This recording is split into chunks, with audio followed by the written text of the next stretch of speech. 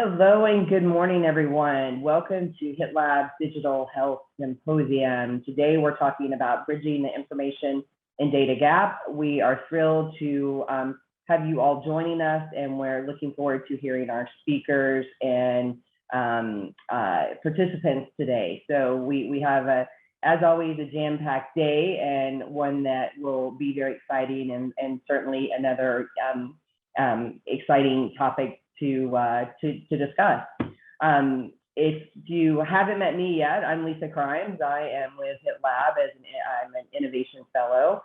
I get to work on a lot of exciting projects and participate with the team. So I've been in healthcare technology for about 25 years, somewhere in there, and it's been on kind of all sides of that, and really I have had a fantastic time being a part of healthcare and all parts of that. So again, thank you so much for joining us, and buckle in and get ready for a great day. So before we get started, I'd like to welcome and thank our sponsors. Couldn't do this without them. Thanks for the work that they do. Pfizer is the first, so thank you so much for being a sponsor. And then our others, Global Health Innovation, Metadata, Astellas, One True Health, Information Media Corporation, IMC, FFF Enterprises, Colgate-Palmolive, and then ACA. So thank you for being partners. We appreciate your support and being part of it. Just a couple of quick resources and reminders. We've got a couple of QR links now that will take you to some great resources, some educational programs, our podcast, our Columbia Business School enrollment, the Breakthrough one, and the latest and greatest podcast also that we're offering. So as we kick off today, I want to remind everybody that the Zoom chat box is always available. Jump in and join in terms of sharing your link to LinkedIn or something about yourself. Say hi, ask questions. So be sure to use that and always look at your chat box. Also, you can also use the Q&A box to submit any questions that you have for the current speakers.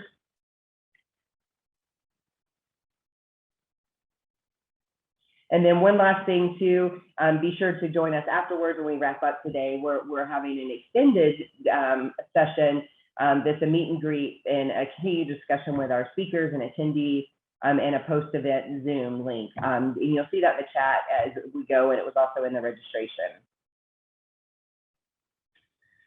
Awesome. Well, if you participated, you know that we often have a book giveaway, and this one is very exciting. Julia Wash is a CEO of Brand Medicine International, and her book what we really asked Dr. Google is a great book, and we have one to give away. So in order to do that, we have a question. So at the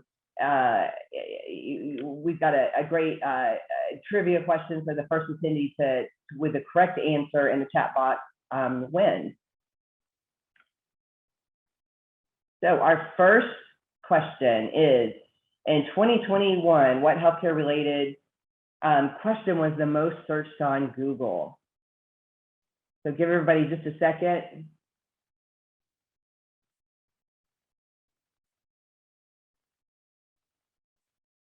Yeah, seeing some great answers in there. And the answer is, how can I recover from COVID-19 faster? So not a huge surprise there.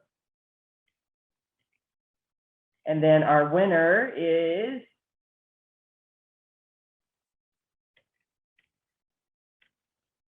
if we have our winner announced. And I don't see our winner announced yet. Okay, so that just may be me, but we will come back and announce the winner because we definitely have one. Thanks for all the answers there, and enjoy your book. I'll announce it as we start. So our first session, happy to make a quick introduction here and turn this over. Rachel who's head of marketing and communications with HITLAB, will introduce our speaker. Rachel, are you with us? Yes, I am here. Hi. Good morning, everybody. Good morning, Lisa, and good morning, Julia. And thank you so much for joining us. It is nighttime for you now in Australia, correct? That's correct. It's 1 o'clock in the morning. Well, thank you for joining us. We'll let you go get back to sleep soon. But thank you for being here today. I guess Julia is the CEO of a company called Brand Medicine International. She's also the author of a book called What We Really Asked Dr. Google, Digital Insight, Healthcare Insights in the Age of Digital Health. And thank you for being with us. Julia, tell us a little bit about yourself and a little bit about your book and, you know, kind of what was your impetus for writing it? Thank you, Rachel. Well, I guess I've worked for a very long time with many clients across the industry, across categories, on developing digital assets to be published online in the hope of connecting with patients and healthcare professional stakeholders. And what I felt like while we were investing all of this money and time in developing these assets, we never really understood what actually happened when these stakeholders turned to the internet and exchanged those questions for health advice. And so the impetus for kind of undertaking the research that I did that led to the book was really to try and find what is happening in this dynamic, if it was able to be understood at all. And then I stumbled across the concept of search listening that was really being led by a girl called Sophie Coley out of London. And that's really to study aggregated, anonymized healthcare queries for strategic insights. So it's kind of different than, like, traditionally we use those, you know, that information for driving SEO, but this is really to actually analyze it. And then I kind of took it the next level to follow through to see what are the landing pages that people are going to based on the questions that they're asking and who's actually influencing them across that landscape. So, so then really, as I developed my methodology over about 18 months, I just wanted to put it down somewhere. And so that's how the book came about.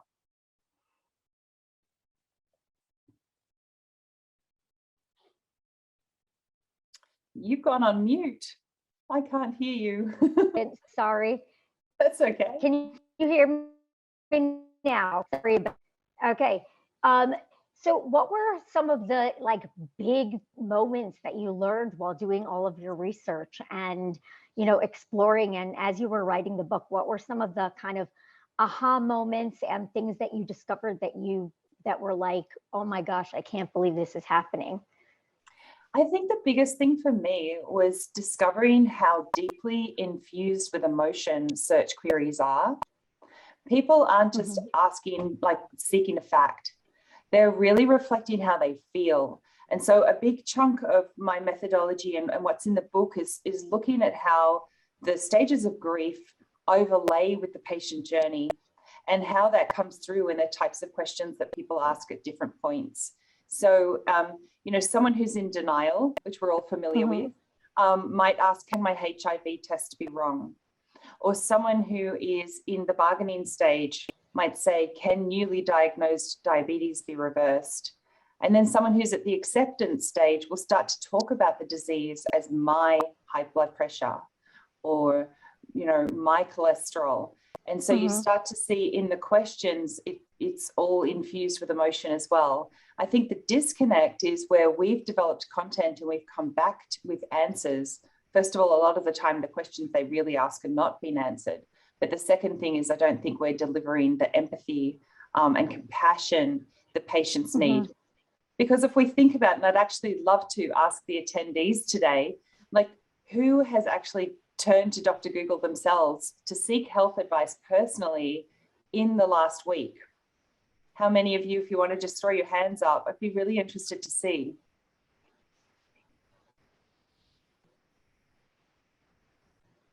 Yeah. Because even though many of us probably all work in healthcare on one level or another, we all still rely on this. And I think the reality is that Dr. Google is a virtual team member of every multiple disciplinary team across every point of the patient journey. So it's really important to acknowledge that. Another thing that really surprised me was that search query data is a reflection of our consciousness in a way, of our collective consciousness, because it changes all the time. So we see through the course of real world events, the search query data changing as a ripple effect as people turn to the internet and seek information about it. So it offers us almost like a real-time read on real world events, particularly if you're working on a product that might have had a recall, or in a big category where a major player has simply recently been added into the mix. So you can actually really study that as well. So, I mean, fascinating that you categorize, the search queries by stages of grief, and that really you're saying that, Dr. Google is one of the key stakeholders that should be part of the equation when taking into account the patient. Based on your insights and what you've learned, how can this be translated to help both, patient, what can we do to, based on the information, help patients, help physicians, help pharma companies, help providers to better care for patients based on, the fact that people are searching for these things? I think we can do a great job once we start listening to the real world queries and understanding the real world digital information experience, and take that into account in our strategic planning and as we develop healthcare communications. Because if we're not accounting for that, I guess the way that I see it, Google estimates that there's in excess of 1 billion healthcare related questions asked every day, and that's just into that search engine alone. And so that was a statistic from before the pandemic too. And I think we've all certainly amplified our reliance on the internet for health advice through the pandemic. So if we think about the fact, if from our own behavior, we're going there to seek advice, that's going to inform our opinions, and that's going to drive our actions. And then if you ladder that up, imagine the massive impact that this is having on the broader healthcare ecosystem.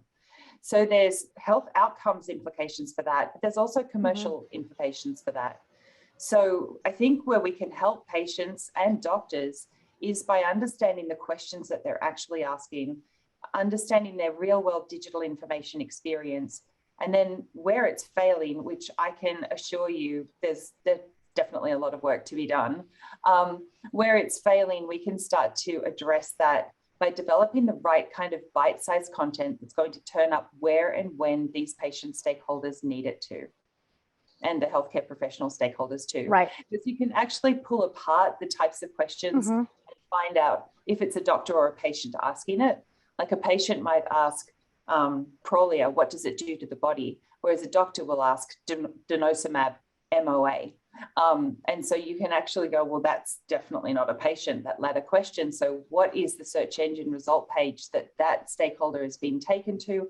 Okay, we can find out that healthcare professional did or did not actually get the answer that they were seeking.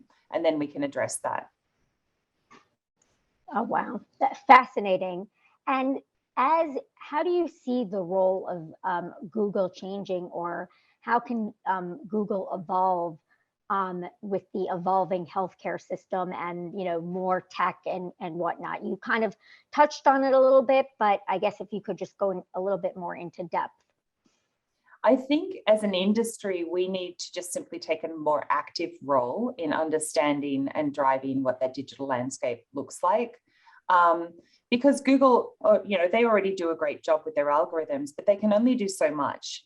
And I think it's when we actually look through the lens of our stakeholders at the digital information experience that they're actually having, then we can create the kind of content that is actually meeting that need. And, I think it's really up to us. Right. All right. And again, anything else that you'd like to add, Julia? I know we're almost out of time, but is there any last minute thoughts that you want to add and share with the audience? I think there's great opportunities to leverage the Google Your Money or Your Life philosophy. They are already committed to cleaning up the internet. And when we are actually actively involved in what I call search listening optimization, so rather than starting with the search engine as the center of our approach or our own websites and digital assets as the approach, we're actually starting with the end user in mind. And by doing that and finding out misinformation that might be misleading them and cleaning that up by reporting it to Google, then we can actually do a better job for accelerating patients from those niggling symptoms through to an actual diagnosis and onto treatment, and then encouraging quality use of medicines.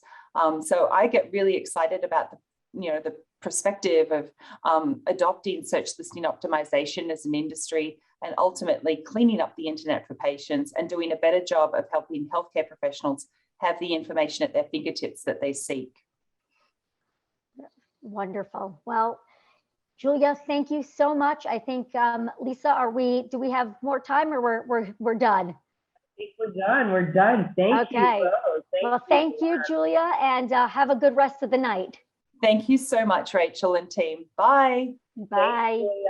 I was one of those people Googling this week, not for myself, but for my animals, right? I mean, that's, I think of caregivers, they're not just to people, but to our animals sometimes too. So this is very exciting. Be sure to check out the chat box for a link to Julia if you would like to connect, but also to purchase her book. So thank you, Rachel. Thank you, Julia. So up next, we have speakers that have been with us before, and very excited to hear from them again and hear from this panel. Is Howard, are you with us already? I'm right here. Awesome. Thank you so much for being here. Howard Rosen from Nova Insight. I'm going to turn it over to you to introduce your panel and this exciting conversation. Fantastic. Thank you, Lisa. I appreciate the opportunity to be able to moderate this panel with a great group of panelists and very little time.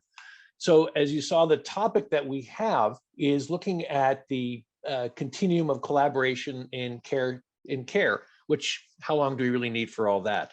But we've only been given 15 minutes for really what we should be probably about a week of discussion. So we're going to jump into very quickly. We'll do very brief introductions, and we'll sort of throw this out as a discussion. So I'm Howard Rosen. I've got, my background is traditional health IT. I spent 20 years producing film and television, then came upon this idea of creating a communication platform for engaging patients and providers, which led to my invention of something called LifeWire, which I led for 15 years, and now consulting in the whole area of digital transformation, which the core of it is collaboration.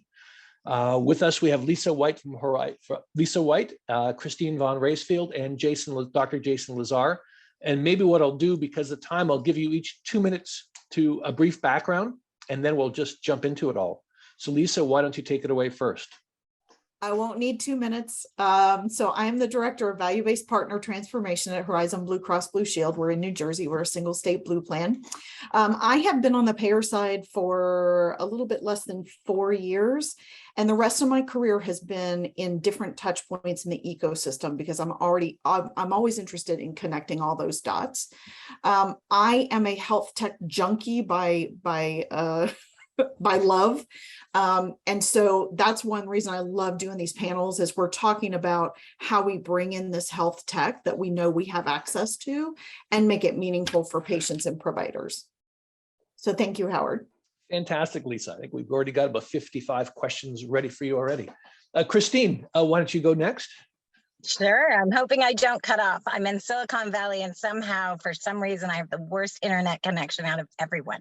Hi, I'm Christine von Raesfield. I've been a patient advocate for quite a while now. I've been in the patient space for almost 45 years now, and really just looking to bring the lessons from what I've learned and what I am learning really to the industry side, and hopefully turn some of the bad experiences into better ones for everyone moving on. And I'm done. Fantastic, great summary. And last but not least, Dr. Jason Lazar. Hi, good morning or afternoon, everyone. Jason Lazar. I'm a cardiologist by trade. I work at a academic medical center where I am the Vice Dean of Education and the chair of the Department of Medical Education. I have a fairly robust practice, and I would consider myself both a digital enthusiast, as well as a digital realist. Well, fantastic. Well, thanks, Jason. We look forward to your insight. So to get things going, just a simple question, and I'll put it to you, Lisa, just put in the same order we had. And obviously the idea of collaboration and care has been around for quite a long time, as we spent a long time yesterday talking about. What is it, because it is a topic of long discussion, what do you see today as being the biggest issue that's just jumping out at you, either as an opportunity or a holy crap challenge? What are you sort of seeing out there? You're right, that's a huge bucket, but we'll condense. So many times collaboration, particularly with digital and health tech, we miss the collaboration of understanding the provider and the patient voice. What I'm really excited about is trying to get developers to think like game developers. You think about every video game that's ever hit the market that has been a big hit, they have spent untold hours doing user testing, right? User testing, not just focus panels on marketing, but user testing. What does this actually mean? How do we get uptake? And I think we're missing that a lot in the development space from a collaboration perspective, where we could be assessing real life patient journeys. You know, if it's a decision tree, if I choose this, where does it take me? If we do the same thing with providers, we have a much better insight into what their world looks like. Everybody's workflow is different. Everybody's practice is different. So I think I would love to see health tech developers start to think like game developers. That's a great idea. And it's something that I ran into when I was on the vendor side in technology, when I had the stakeholders actually try the solution early on. And they said, oh, no, we don't do it. It's fine. No problem at all. And I went, yeah, just try it. And they went, oh my gosh, I had no idea that's what they were seeing. Sorry. Anyway, just because that's a trigger. Christine, any thoughts on that or? Sure. No, I agree with everything that you said, Lisa. And I think one of the things that I'd like to see is people to think more out of the box, you know, and really look at and bring forward the medicine, the technology that we have out there that really isn't being utilized. And I think we're coming on an age where patients are becoming more and more educated, and they're going to have to be able to create their own data without HCPs present in the future. And so we're going to have really build a relationship between patients and physicians for them to in order to create and generate and be able to share the right quality data that we all need. No, that's great. And Jason, I suspect you may have a thought or two on the being on the provider side and clinician side. Yeah, no, I completely agree with Christine and Lisa about using a design thinking approach and really starting at the back end and working their way forward. I would, if I had to summarize with one word, I would say integration. In the cardiovascular arena, we deal with just huge amounts of data, whatever it is, you know, iPhone, Apple Watch type of rhythms, blood pressure data, all kinds of data. And most of these don't digitate, if you will, pun intended, with our electronic medical record. And taking various sources of data, wherever they come from, integrating them into an EMR, a one-stop shopping place for the provider, whoever that is, and the patient to review together, really, I believe, is a main pitfall. One of the prior speakers in this symposium talked about the real-world digital experience, and they mentioned that there's much room for improvement. I would echo that sentiment. Well, that's great. And so, building on that, so how do you see, obviously, there's discussion about that collaboration, you know, just from your perspective in terms of the physician and patient collaboration and being, you know, as the two ends of the spectrum. Any sort of thoughts of things that you've worked or see that can help? Because obviously there's a lot of information, to your point, a lot of data to build on that for the patient even to learn about? Yeah, one particular application is, look, it is widely recommended that patients home monitor their blood pressure. The predictive accuracy is better. There's better patient self-engagement. There's better titration of medications.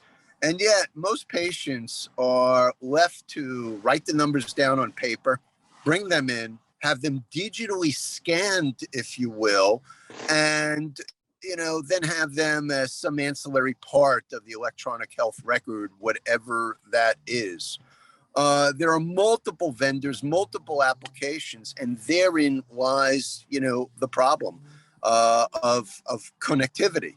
And while we've come a long way in terms of electronic medical records, and they're not as fast as our IT people say they are. The typical joke with the patient in the office is, my IT people tell me this is fast, but look, it is slow. So our real world experience is disappointing. And again, I would consider myself a realist, but also, an enthusiast. Whatever we want to say, the glass is either half full or half empty. There is a lot of work to be done in terms of taking separate pieces of data and integrating them into one data depot, if you will. That's correct. Really helpful. And so that leads to this sort of discussion about, so how do we help in terms of, we're going the end, looking at patients, to get agency over their data itself? Like, how are the ways to look at, and similarly, the other part is how do you get ways for the opportunity to identify where patients can collaborate? I know, Lisa or Christine, which one do you want to hit? I know.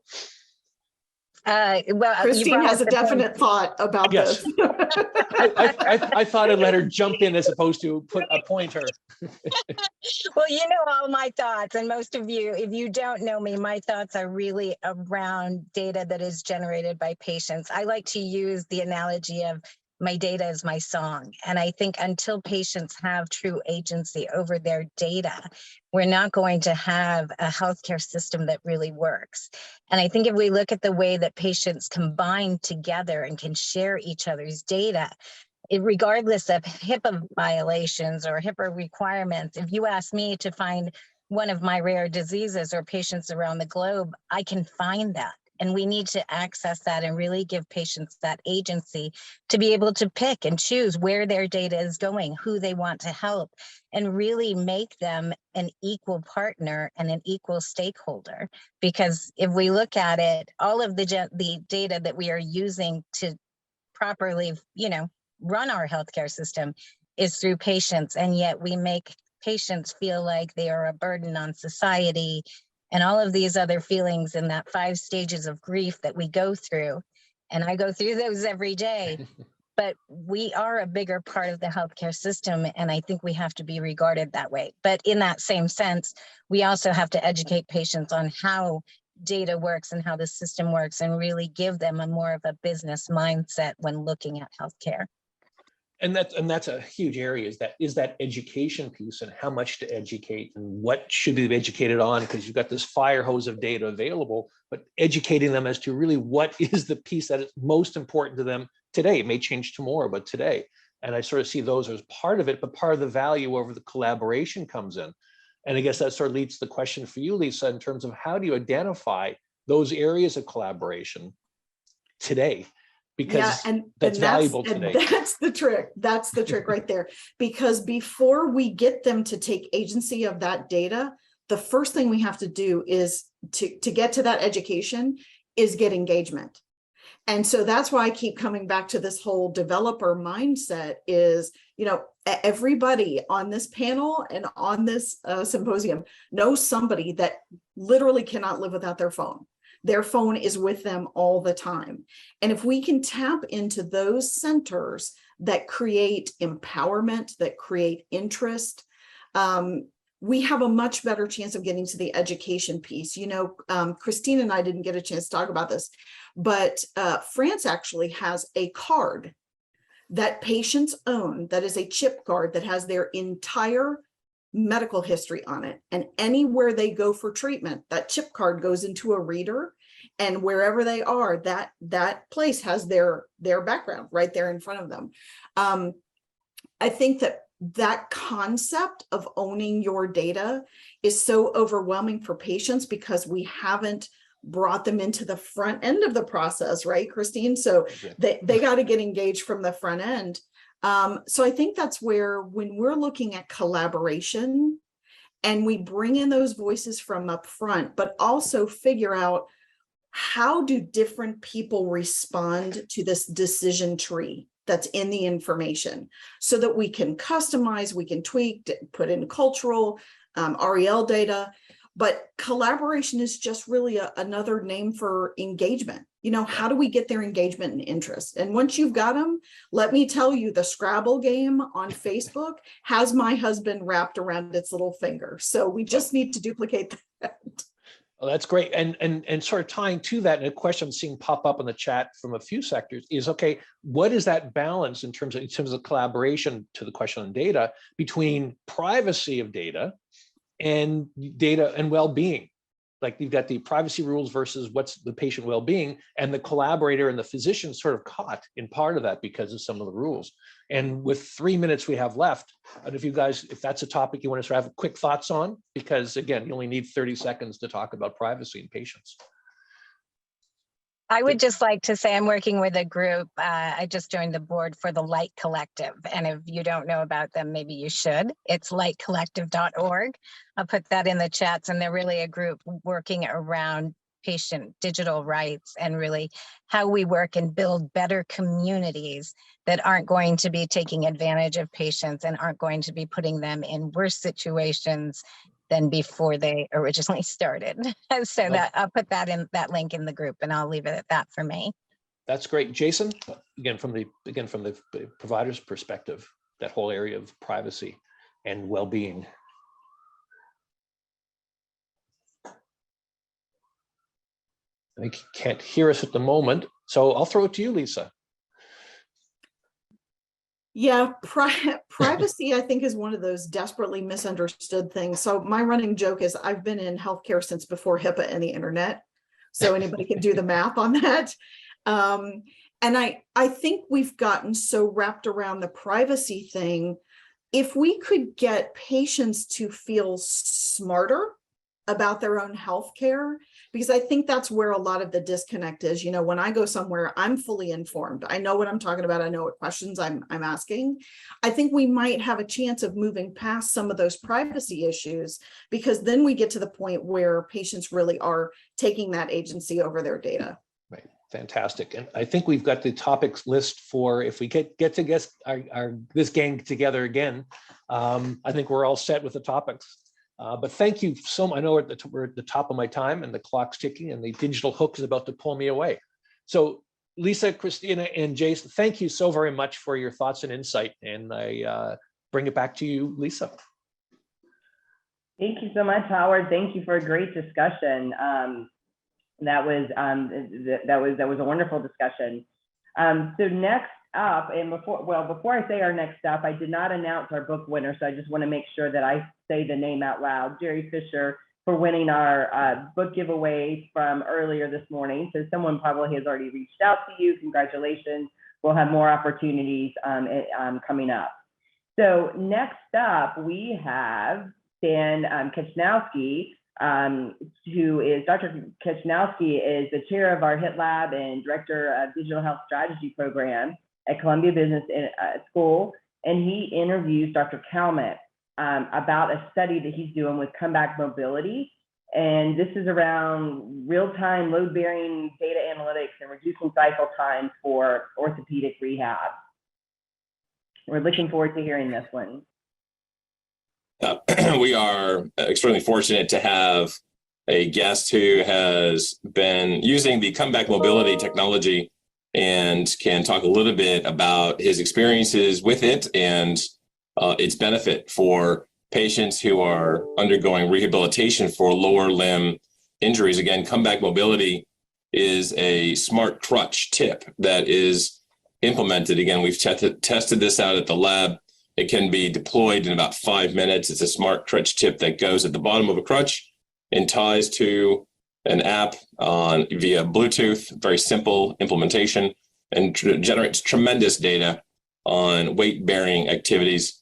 And again, very happy to have you on the program today, Dr. Kalmet. Thank you for joining us. First, if you could tell the audience a little bit about your background. Yes, I am Dr. Kalmet. I am doing at the moment orthopedic surgery, and I have done a lot of research about weight bearing, creating protocol, permissive weight bearing. In the past, I have done research with devices who will monitor the weight bearing. For example, the multi-cone insoles, the SensiStep boots, and now I will do some research with comeback mobility crutches. And that's exciting. Tell us from your experience from using crutches and using various types of aids for lower limb rehabilitation. How do you think comeback mobility will improve patient outcomes? First of all the patients with fractures of the lower extremity will use crutches, and the patients needs to walk as soon as possible. But the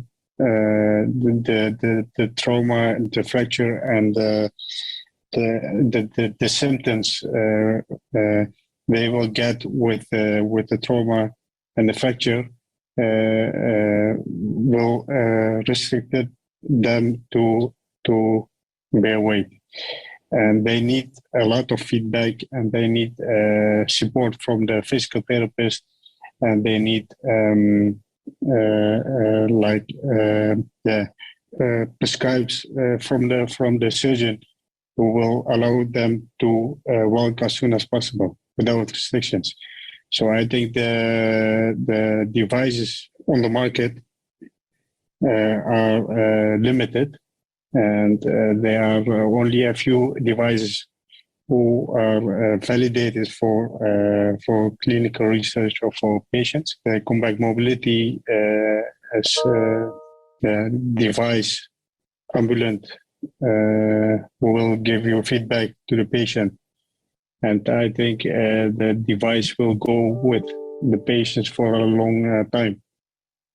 The devices I have worked with before, they were also good tools to work with or to get feedback from, or who will monitor the weight bearing. But these devices will go only for a small period, and after that they broke. They will not work very good for the patient, and these are too expensive. Yeah, that's a fantastic point. And I think that's one of the things we found at HITLAB when we were using the comeback mobility device, was that not only did it provide tremendous data, but it was commercialized for long-term use. And the actual device itself had an incredible battery on it, so that you could use them for 3 to 5 days before they need to be charged again. So just an incredible way to be able to collect patient data and not have to worry about the ruggedness of the device and its ability to actually carry forward over a longer period of time. And so that's something that when we're testing devices at the lab, we're constantly looking at breakdowns. Some studies that we've done, we've had breakdown situations where almost 15 to 20% of the devices would break down over the course of a 3 or 6 month study. And that presents tremendous pressures on the study team in terms of having to find replacement devices and having to constantly do that. And so that's another win for the comeback mobility team. That's absolutely an important point to remember. And then, like you just said, the battery, certainly having the battery power for the device to be able to work for days at a time without having to be recharged every 24 hours. That's another area of weakness that we found on many devices at the lab that we've tested, and certainly something that is a great point to bring up here as well. Thank you for bringing that up, Dr. Kalmet. And in terms of the study that you're doing with comeback mobility, can you tell us a little bit more about what the hypothesis is that you're testing in the study? What is the study hypothesis that you're testing with comeback mobility? We will start a study using the comeback mobility crutches and calcaneal fractures. And we know from our experience that the calcaneal fractures, they are bad fractures. The patient after the operation is not allowed to bear weight for 12 weeks. But within our new permissive weight bearing protocol, we will let them bear weight immediately with help and support of the physical therapist and with feedback from the comeback mobility crutches. And we think is that if they will have the aftercare with the permissive weight bearing protocol and with the feedback they will get from the crutches, they will get sooner walking and back to work 8 weeks sooner. So that will be 8 weeks faster of rehabilitation. That's a great difference between the new permissive weight bearing protocol and using the device for feedback and the current guidelines. And that's invaluable. Okay, so that's a very important study hypothesis. And when we start looking at things like reduced cycle times for rehab, that is something that every patient wants to see. Obviously, every physician wants to see.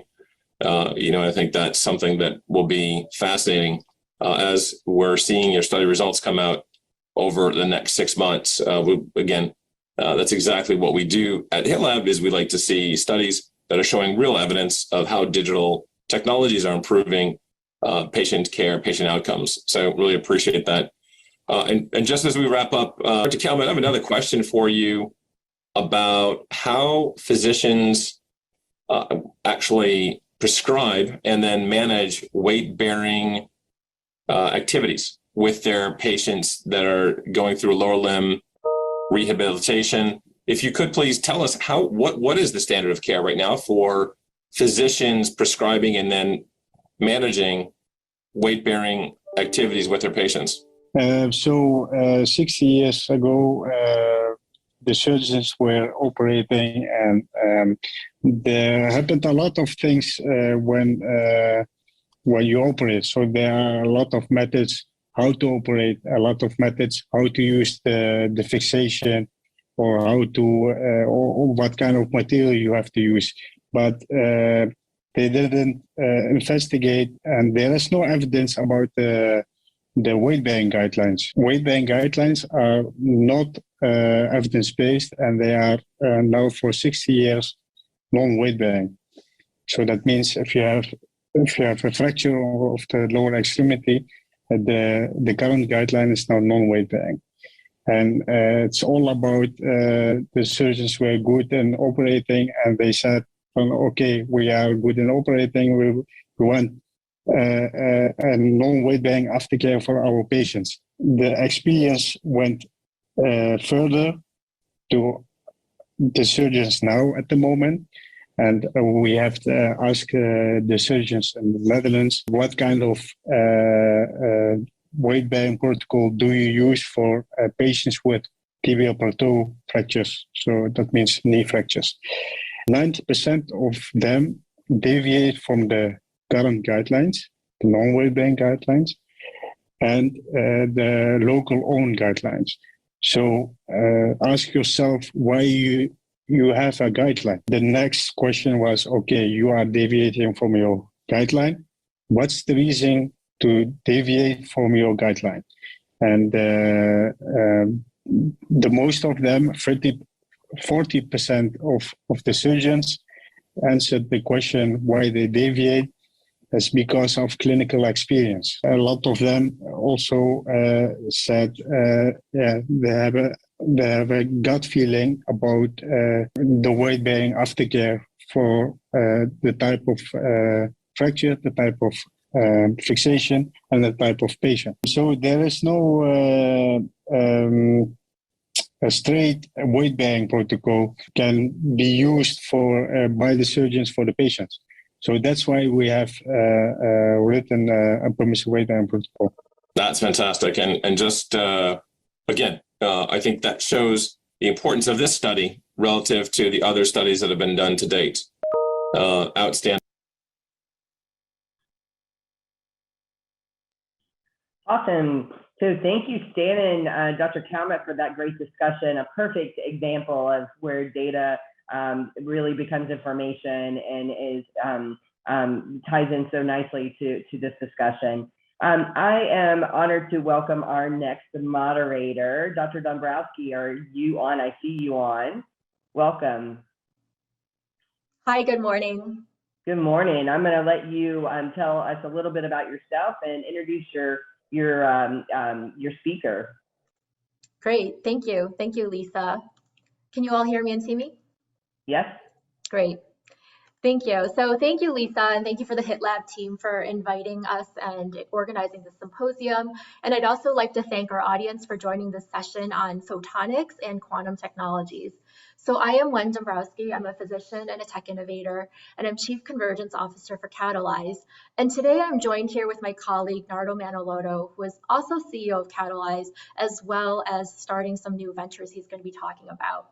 And just as some background about Catalyze, our company Catalyze, we advise investors, tech companies, healthcare, and other industries on new technologies and the industry innovations. So our clients include multiple Fortune 10, Fortune 500, small, medium businesses, nonprofits, and also startups globally. And we've served a range of different investors, payers, providers, retail, pharma, medical device, and manufacturing. So we really come to this conversation from this perspective of having seen the wide continuum of care, both clinically, the clinical continuum of care, as well as the broader ecosystem of healthcare. So with that, today I'd like to focus our conversation on the new exciting venture fund and startup accelerator that Nardo has recently launched in the quantum and photonic space. And Nardo has really been a trend spotter, tech trend spotter and early adopter for emerging technologies for many years, including even more than a decade ago, he was creating complex AI systems and AI applications. And so his involvement now in quantum and related technologies is really a natural extension of his prior experience. So with that, I'm going to turn it over to Nardo, if you maybe can tell the audience a little bit about yourself, your background. Thanks, Wen. Hi, everyone. Glad to be here. I'm Nardo Manaloto, the managing partner of Qubits Venture Fund and the managing director of the Founder Institute Quantum and Photonic Startup Accelerator. In addition to being a deep tech investor, I am also a computer scientist and enterprise architect. Was chief product officer for multiple AI startups, and have over 25 years in healthcare technology experience, including being a former director for Kaiser Permanente on the innovation and system transition side of things, where we did quite a bit of work in proof of technology and proof of concepts, pilot projects, and scaling technology companies from pilot to an enterprise level. That's great. And so, I'm curious, why are you excited about quantum and photonic technologies? I know this has not been, mainstream yet in healthcare, so I'm curious, why are you so interested in it right now? Well, as a tech trend spotter, as you said, when I'm really excited about quantum and photonics, mainly because the potential of these horizontal technologies to solve complex global problems across all of the different sectors and industry is really there. And you know how complex healthcare, pharma, and life sciences are, and so on and so forth. So these technologies will be a game changer and instrumental in making big social and global impact in healthcare, biotech, pharma, medical devices, finance, energy, climate, and other industries. So, quantum technology will also improve AI in a very significant way. And, healthcare is big in AI.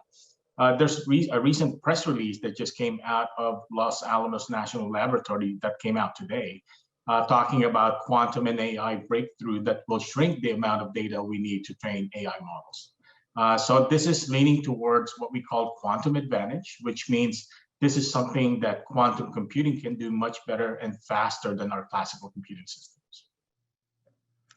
Great. Yeah, I totally agree with you that quantum technologies are really powerful and going to have a big impact on healthcare, biopharma, other industries.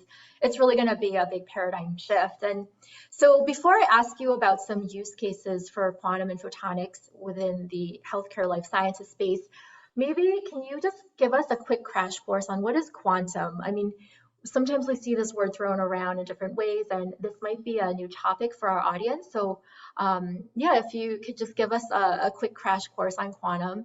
And while you're doing that, I'd like to invite our audience to post any questions in the chat and to feel free to connect on LinkedIn. Okay, sure, Wen. I will try to provide a simple explanation of a very complicated topic of quantum. So a quantum is really, I call this the smallest discrete unit of a phenomenon, right? So the word quantum itself comes from Latin meaning an amount or how much, right? So for example, a quantum of light is a photon. So the smallest amount of light is called a photon. A quantum of electricity is an electron, right? So other quantum particles that are out there are atoms and neutrons, and there are many more. These quantum particles are being used as part of quantum computers called as computing bits. So these new kinds of computing bits are called qubits, which stands for quantum bits, right? So, and I just also wanted to give a little bit of primer related to quantum computing and classical computing. So quantum computing calculates with qubits, which you just heard, which can represent zeros and one at the same time. Classical computing calculates using, with transistors that we have right now on the chips, which can either represent 0 or 1. So quantum computing also increases exponentially in proportion to the number of qubits. In classical computing, it's more of a linear increase based on the number of transistors. Current state of quantum computers right now have high error rates. Classical computers have been around for a long time and have low error rates. And quantum computers are really suited for things like, complex optimization problems, data analysis, AI simulations. And then classical computings are used for handling, simple tasks like email, project management related things, creating presentations and stuff like that. Great. Yeah, the science behind quantum is very interesting, and I know it's deep and people spend their lifetimes understanding it. So thanks for that overview. And today, since we have an audience of many healthcare executives, tech developers, and a range of other stakeholders, can you tell us, based on your experience, Nardo, what are some of the top use cases for quantum within healthcare and life sciences? Yes. And also, while you're doing it, I just want to remind the audience, feel free to post any questions, comments in the chat. Yeah, so some of there's definitely a lot of use cases related to quantum and AI. So you could apply quantum in predictive analytics, pricing analytics. You could look at using quantum for resource scheduling optimization. For example, how do we manage our nurses, in the scheduling optimization around that. You could look at it from a drug discovery and repurposing, so molecular design, looking into protein folding. You can also look at it from drug discovery and repurposing, disease detection and monitoring. In the areas of like medical imaging using brain scans with quantum sensors. So quantum sensors are a more near-term approach to quantum technologies. Other use cases include things like tumor demarcation, surgical planning, blood flow analysis, precision measurement at scale, right? So things like micro movement detection. So a good example of that is like, can you track a specific drug molecule going inside of your body, from a specific molecule perspective, right? So that's not something we could do now, but it's possible using quantum sensors. And then things in the areas of precision medicine, genomic sequencing, bioinformatics, biological engineering, and medical devices as well. Thanks for that overview of use cases for quantum. And earlier you mentioned, briefly mentioned about Qubits Ventures Fund and your quantum photonics accelerator. We'd love to hear more about that in our last few minutes. Can you share about that? Okay, yeah, sure. Thanks, Gwen. So really, Qubits Venture is a venture capital fund. We specialize in quantum and photonic startups. We look at startups, creating quantum applications such as simulations, optimization, cryptography, AI, ML. We're also looking at quantum system software such as programming tools, utilities and platforms, quantum and photonics devices, components, chips, semiconductors. The computer itself doesn't build itself up unless you have these components and chips. And also the world that we're going to live in is what we call hybrid or transitional technologies, where we can make classical and quantum computing work together in a seamless fashion. I also want to mention, we also have a quantum and photonic startup accelerator in partnership with Founder Institute. We help early stage startups succeed from a business operations, finance, technology, product, and go-to-market perspective. We are taking applications now for our first cohort starting October 2022. And so far, we have accepted 3 quantum AI and healthcare applicants into the cohort. So you can see there's a lot of excitement in there. And also watch out for a press release on innovation contest on quantum and photonics coming out this week as well. And as part of my parting words, I would like to encourage healthcare organizations to start exploring quantum technologies and computing so they can become ready for the implementation of this exponential capability. Thanks, Nardo. So in the interest of time, I'm going to turn it back to Lisa with HITLAB. Thanks to everyone who participated in our session today. Thank you. Thank you so much. Thanks for that great discussion. So we're going to keep moving along here and just jump right into our next panel. If you're following the agenda, we are off about a few minutes, 5 or 6 minutes or so.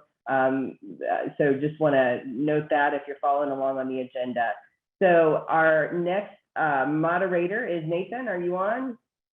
Yep, I'm here. Thanks for having me. Nathan Sunheimer is with Plug and Play, responsible for corporate innovation. But tell everybody about your role and introduce your speaker. Yeah, absolutely. And thank you, Lisa. So hello, everyone. My name is Nathan Sunheimer, and I head U.S. healthcare partnerships at Plug and Play. We're the world's largest open innovation platform where we essentially do 3 things. We provide corporate innovation services to about 500 plus corporate or Fortune 1000s across the globe.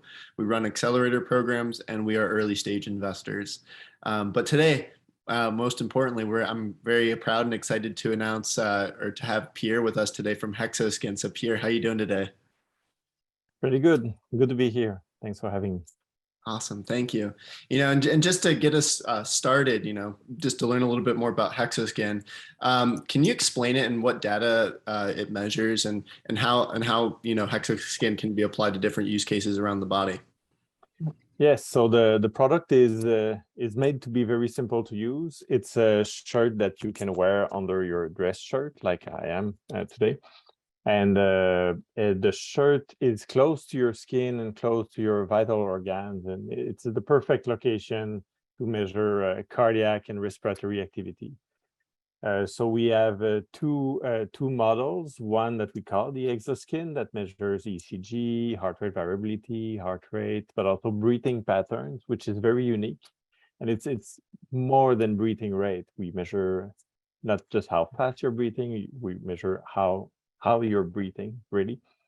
And we have another model called the Astroskin that does the same thing that the Exoskin does, but on top of that, it can measure SpO2, ppg, systolic blood pressure continuously, and things like skin temperature, and it also has a 3D ECG.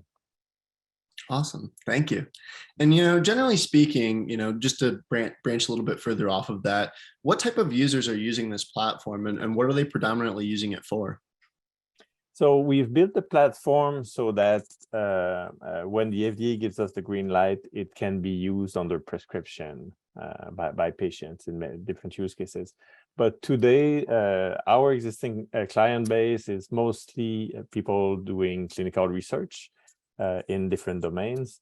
Of course, we were very strong in applications where you need to monitor cardiac activity from the ECG and respiratory activity. But we have a broad range of users.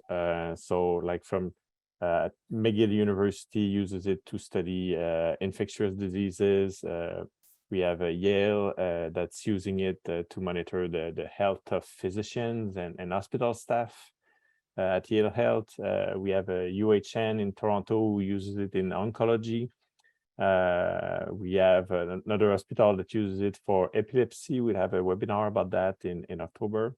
It's used in clinical research too by pharma companies and other organizations like the Rett Syndrome Foundation, who has been sponsoring a large project for the Rett syndrome in the US with several clinical sites. It's a virtual clinical trial. So they picked Exoskin because it's a great way to collect very accurate, continuous vital signs information from the kids in the study from home. So basically, you can have very accurate monitoring over long periods of time. In that case, it's about 6 weeks, and collect data from all over the country. So in the US, we work with about 30 US hospitals and many pharma companies. There's more research about that, more information about that in the research section on our website. So if you go on hexoskin.com, there's a research section where we describe everything we do, and well, everything we do, everything our users are doing with the Exoskin platform for clinical research. Awesome, thank you. And then speaking of unique users, I thought it was special, and especially I want to make sure that everyone in the audience knows that, the American Astronautical Society has awarded the 2022 International Space Station Research Innovation Award for Human Health in Space to Hexoskin for demonstrating a comprehensive physiology monitoring system for use in research and in situ crew care. Can you talk a little bit more about that accomplishment? Yeah, well, that was amazing and unexpected because we were nominated by scientists from the space agencies. The American Astronautical Society is a society that exists since over 100 years, and they gave awards to people like Neil Armstrong in the past. But the reason why we received the award is we've been doing work with different space agencies since 10 years now, and we've launched the AstroSkin system in 2018 in the International Space Station. And the system is used today for 2 clinical trials in space to study cardiovascular health of astronauts in space to prepare for future longer-term mission to the moon, to Mars, and other places. So this is very exciting work. We're really happy at Exoskin to be working with NASA, the Canadian Space Agency, the European and Japanese space agencies, and others on these projects. And in our plan, we'll be recording dozens of astronauts over the coming years. We've already worked with about 10 of them. So this is very exciting work. And you can learn more about it if you go on exoskin.com. Again, we have a section that talks about the AstroSkin and projects that have been done with the AstroSkin wearable system. Fantastic. Yeah, I definitely need to check it out a little bit more. I just saw the article, but I didn't have a chance to dive too any deeper. So I look forward to reading that. And just tying this back into the theme for today, in what ways does Hexoskin help eliminate or bridge the information between data gaps? Love to learn a little bit more about what you think around that. Yeah, that's a great question, and I'm really happy to have the chance to talk about it today, because the idea behind foundation of Exoskin is exactly that. It's the observation that when patients leave the clinic or the hospital, very often we have no information about what's going on with the patient. And when we started working on our product, we thought, how can we bridge that gap? How can we allow patients to generate data that can be used by physicians and other healthcare staff when they're at home in a way that is as simple and as passive as possible, because you don't want patient, especially in our case, it's mostly patients over 60 years old. You don't want them to have to do a lot of maintenance, to know a lot of technology, to be able to use the product and be connected with the provider. So, and that's why, when we were designing the product, it ended up being a smart shirt or a smart tank top for women, because we thought, well, everybody's getting dressed every day. So and our objective is that's all they'll have to do. They won't have to interact with a screen if they don't have to. It's possible, but they don't have to. They don't need to know how to read. They don't need to do a lot of data entry. They just need to put it on, and we take care of the rest. We analyze the data and we present it to physician as a summary report or a test report.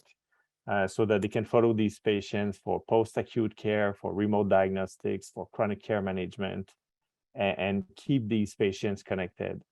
And we believe these information flows from connected devices will change the telemedicine experience in the coming years as adoption grows, because suddenly you have these very more sophisticated patients, I would say, or more equipped patients that have smart shirt, maybe a blood pressure monitor and other devices at home, and that will be able to interact with providers online, but not just with a conversation. They will be able to provide objective data about what's going on, and this will lead to better decision for care management, for prescriptions, but also to educate patients and empower them with their information, so that they can better take care of themselves,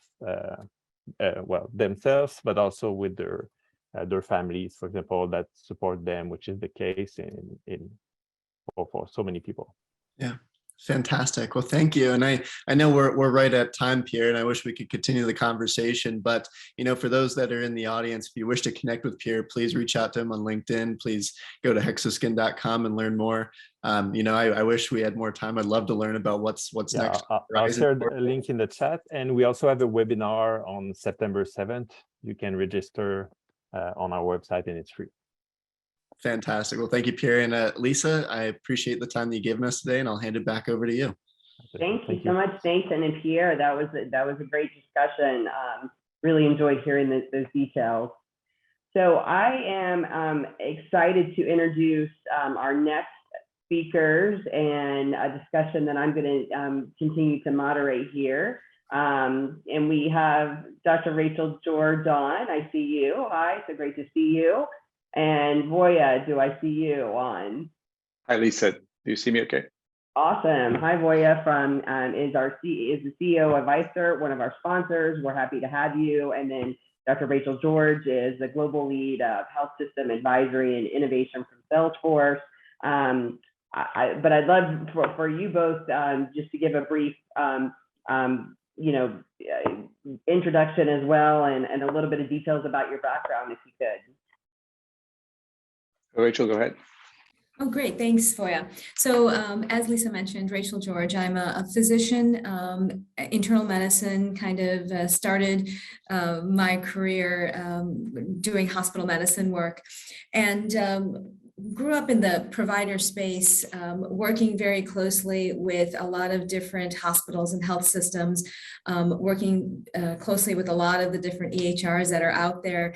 I think I've personally been involved in at least 3 different EHR implementations and rollouts in various hospitals and health systems, as many of us have probably been at some time.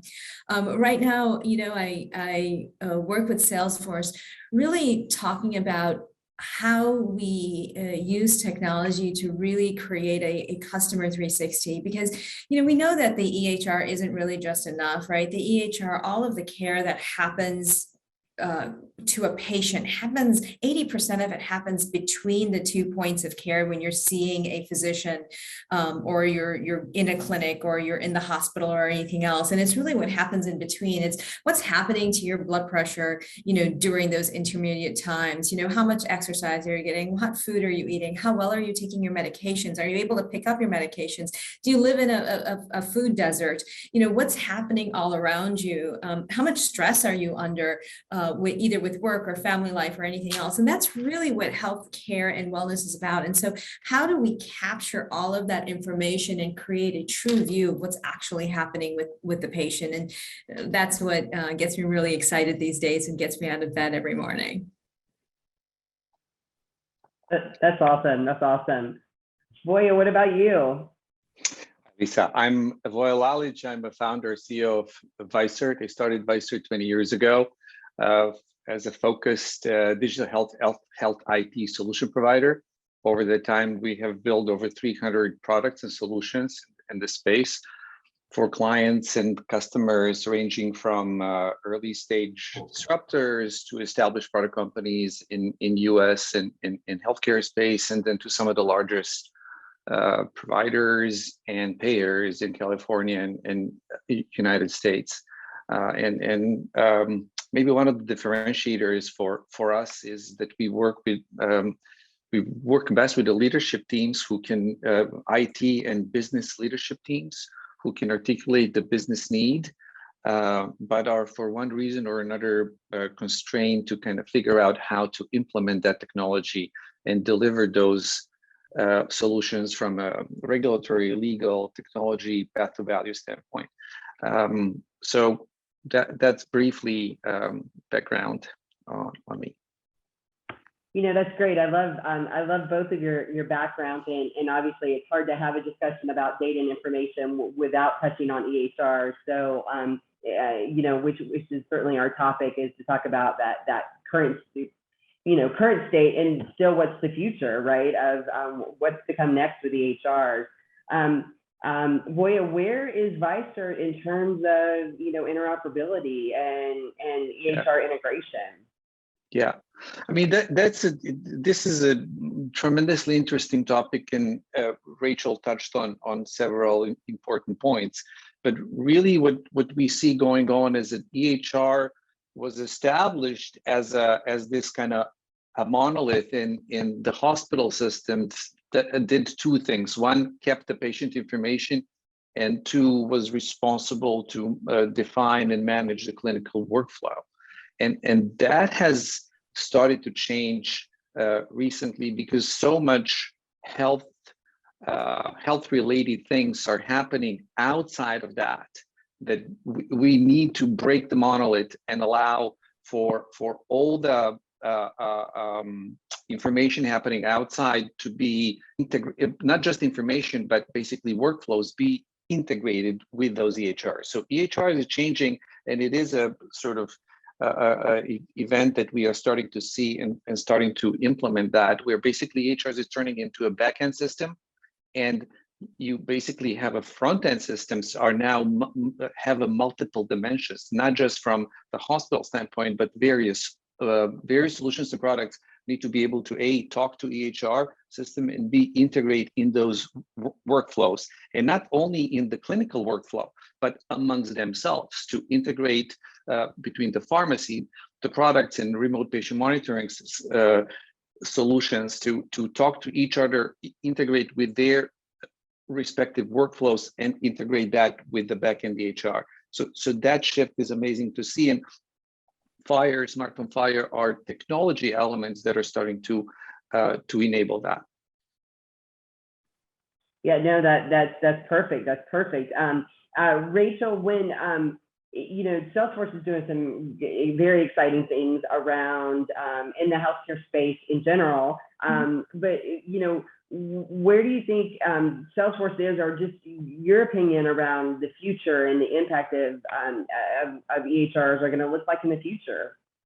Yeah, I completely agree with everything that Voya said. I mean, EHRs are important for capturing the care of the patient. And let's be real for just a second. EHRs are fundamentally a billing tool, right? They were created to capture billing really, really well, and they do that, and they will never go away. And they have really great information on the episodes of care of that patient. But EHRs were never created to be, user friendly. So if you talk to the clinicians, EHRs often didn't make their lives better. We had to change workflows around how the EHR worked. So as a clinician, I'll tell you, we trained on what's classically known as a SOAP note, subjective, objective assessment and plan. And because the EHRs created so much of noise in that note, most places have now switched over and changed that around and created what's called an APSO note. So you're doing your assessment and plan first, and your subjective and objective where all of the noise happens, so that people can really focus on the important stuff. And so my point being that, technology should be, improving our workflows, making life easier and better, and not forcing us to change our workflows, and, not forcing us to work around the technology. And so really the future is, how do we use technology to really improve the quality of life, not only of our patients, which is so incredibly important, right? So how do we get all of that information that doesn't happen only at the points of care, but happens all around, right? All around those hospitalizations or those visits or anything else.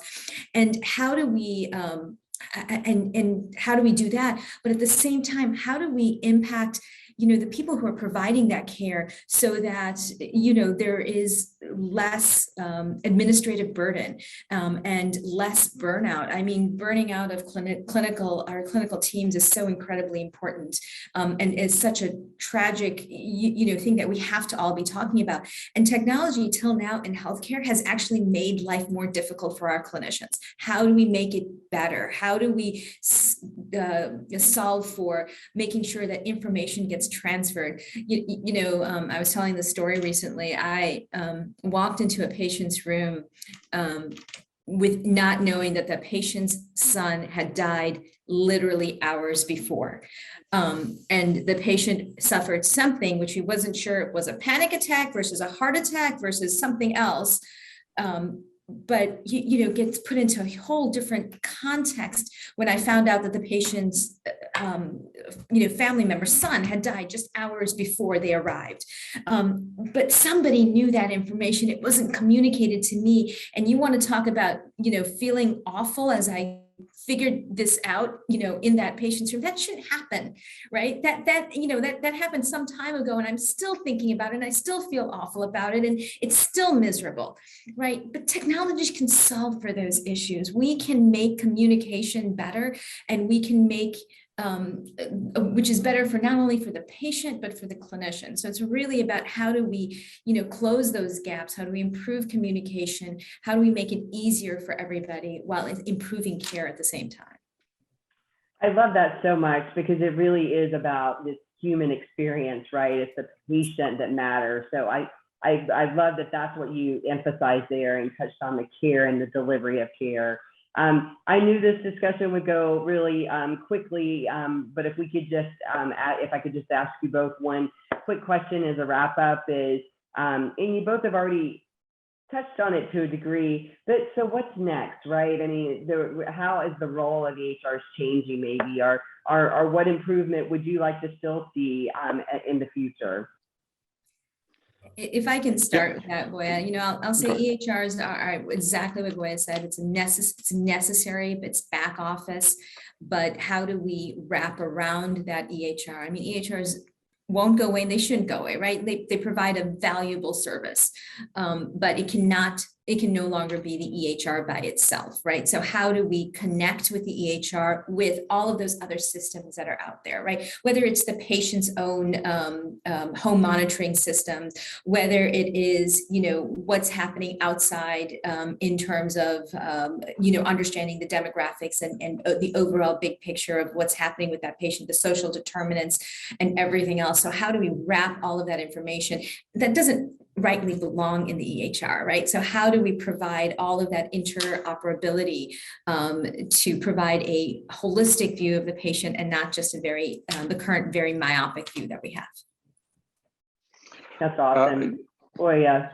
Yeah, I mean, I think EHR vendors realize the challenge and the importance that they carry, and what they have started to do is to build the ecosystems around their solutions, so that exactly what I talked about earlier, others can build solutions on top of these EHR systems, so that other workflows, other data can be shared amongst various players and back into the system. And I think that, like, it's not some sci-fi thing, it's really happening.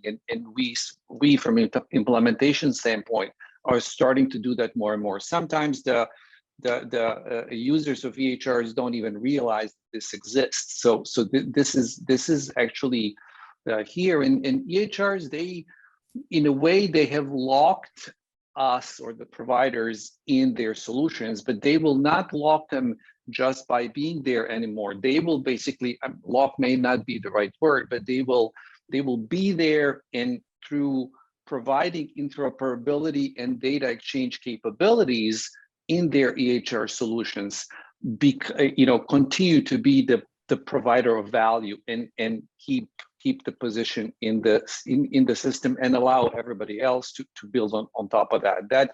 That I mean, we wish that, but it's not just the wish. It is happening, and we participate in that, and I look forward to what's coming, given where things are at and what we see happening in the future. It's akin to some extent how telcos were before. You remember cell phones with AT&T and the Verizon, and I think we know what happened, and somebody else came in and built solutions on top. And I wouldn't be surprised if we see very similar evolution in this space, and new players coming in and adding value on top. That's exciting. There's definitely a lot of exciting things to look forward to in the future. Thank you both for being here for this discussion. I think that we may have the opportunity to have you both join us at the meet and greet. Hopefully you are able to join that. Just a reminder to the participants, to take a look at to continue the discussion either at the meet and greet or with their LinkedIn links are in the chat box. So again, thank you so much for joining us and participating in that discussion. So I am going to now turn things over to Jerry, and Jerry, you should be on. Yeah, I'm right here, Lisa. Awesome. I'm gonna leave this in your capable hands to introduce our next speaker and take it from here. No, thank you very much, Lisa. Thanks for carrying the show this morning and this afternoon. I'm sure we're all used to seeing either myself or Stan on, but Lisa's doing a fantastic job keeping everybody in line here. Good afternoon or good morning to you, wherever you are listening in the world. My name is Jerry Antimano. I'm the Community Development Manager at HITLAB, and it is my honor to have Eugenio Zuccarelli, Senior Data Scientist, CVS Health, join us today to have a fantastic conversation around healthcare AI trends and bridging that gap. So Eugenio, welcome to the program. Thank you so much for your time in making the time to come on and speak with the audience today. Hi, Jerry, excited to be here. No, wonderful. Could you give us just a 60-second background about yourself? I'm sure the audience would love to hear about your journey and how you come to where you are today. For sure. So I'm a senior data scientist at CVS Health, which I believe everybody knows about. So it's a big player in the healthcare industry. And I've always been working at the intersection of data science and AI and the healthcare industry. I've been working in the UK very close with the NHS, so public healthcare system in England, in the UK. Then I moved to the US, been doing research across MIT, a bit at Harvard, and also at Imperial College, always at the intersection of AI, neurosciences, and the healthcare space. And then I moved from Boston to New York, here to be at CVS Health, at the beginning as a data scientist, and now what a senior data scientist, and more about leading teams of people that work with data indeed to try and bridge the gap between data and information and decision making. So very excited to be here. No, wonderful, and certainly a very, very a hot topic right now and really important topic within healthcare. And going and taking that, that train of thought and going from data to decisions as one of the major challenges that any of the healthcare organizations are facing nowadays. Big data can really help drive better decision-making overall, but sometimes there is a gap. And what are your thoughts on that as a subject matter expert? Well, yeah, for sure. It's one of the greatest challenges and opportunities that we have, especially since the beginning of the 21st century, because we've had such a huge explosion of data, and every day we generate even more data. But right now, companies are in a position where every single firm has at least enough data to take decisions, and they cannot be ignored anymore. So we do have now executives who maybe might not been, starting their career in a data-driven organization, but now have to adapt and kind of like learn how to use this information, how to use data and models to then go into decisions and actions. So formulate, as we were saying before in the previous panel, how to formulate the questions very well on the business level and have data scientists to answer those. And I think it's even more fascinating when we have systems like artificial intelligence that is able to take decisions by themselves and automatically. And so there is this question about trust of the systems, but also the power of having them, kind of like automatically, without ever getting tired, being able to take decisions and making recommendations. I think that's very fascinating also because, as you said, this might not always be the case. There might be some gap to bridge where executives might be able to see data, might be able to see the data-driven facts, but they might not might not choose to actually use them and just base their information on intuition and the actions as well. Yeah, no, absolutely. I mean, on that note, that decision-making process often has, issues, as and they're not, and sometimes things aren't followed through on. Where do you see, the biggest issues in following through with those kinds of decisions by those decision makers, especially, at that C-suite and executive level position? And what examples have you seen in the healthcare industry? Yeah, so I mean, there are quite a few issues for sure. It's very difficult to boil it down to only one or few aspects. I'd say from experience, I think that, and this might be, a pro or a con, like a lot of times we have, of course, executives that have a lot of experience, have a lot of actual, grounded experience from all of the different years in the industries that they had, a lot of knowledge of the domain. And so sometimes the belief is that intuition and experience overrides data. I think this is also probably related to another issue, which is that sometimes there is a lack of trust on data. Every single company I've seen, has issues with data not being clean, being a bit messy, processes not being exactly in place. And so sometimes you have decision makers that decide to go by their gut feeling or instinct because they believe their experience, is relatively stronger, or because also they might not fully trust the process that generated those data. And this gap between business and data is one of those that really has to be, addressed, in my opinion, because sometimes you have questions, for instance, that get answered by data science teams, data teams, that might have not been asked by the business teams. And so having a channel of communication that's two-way is very important. But sometimes there are also other issues. For instance, there might be a data overload. So you might have way too much information, and that brings all of the business stakeholders to kind of like an analysis paralysis situation where they cannot really decide what to do. Or there might just be a baked in culture within the company that is not exactly data driven. The company might have not been digital first. And that might also be an issue that creates issues both for the teams, the technical teams that might be frustrated, or might also cause issues for the broader company, because we've seen that companies that use data and data-driven decision-making perform better than the ones that don't. Yeah, no, absolutely. I think you hit the nail on the head there. And just to wrap up, I know we're, there's definitely a lot more that we can certainly unpack here. I'm sure you could certainly carry the conversation on for another half an hour or so. But just to give some kind of final thoughts around this and these particular issues of bridging the gap from data information to decision making, especially in the healthcare industry. How do you see us being able to solve that? Those issues that you pointed out? So I would say for sure, trying to build the culture, the right culture, across the organizations is for sure one of the key aspects, because rather than dictating or imposing something to people, it's always much better to foster a new mindset shift, kind of like trying to convince and change the mind of executives and making them kind of like proponents and advocates of this new approach. I think this can be done, for instance, with executive courses. So you can have like some of the big leading institutions doing courses targeted for executives to try and better understand how we can use data to then take actions. But other approaches too, for instance, in tech companies, and that's something that healthcare companies can learn a lot from, is kind of like the concept of randomized controlled trial doesn't have to be relegated to the pharma industry or few industries.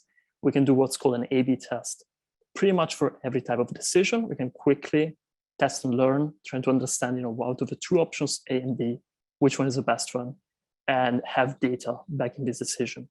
But I think probably the third and most interesting and fascinating one, at least for the data science, is we can choose to use AI in a way that is a bit different from what is usually used in data science settings. So instead of going for the most complex, the most powerful systems, sometimes you can leverage this trade-off and go down the easier path, like the simpler path of linear regression, logistic regression, and so on, or decision trees. Because yes, we might lose something on the power there, like predictive power, but we might gain a lot in trust.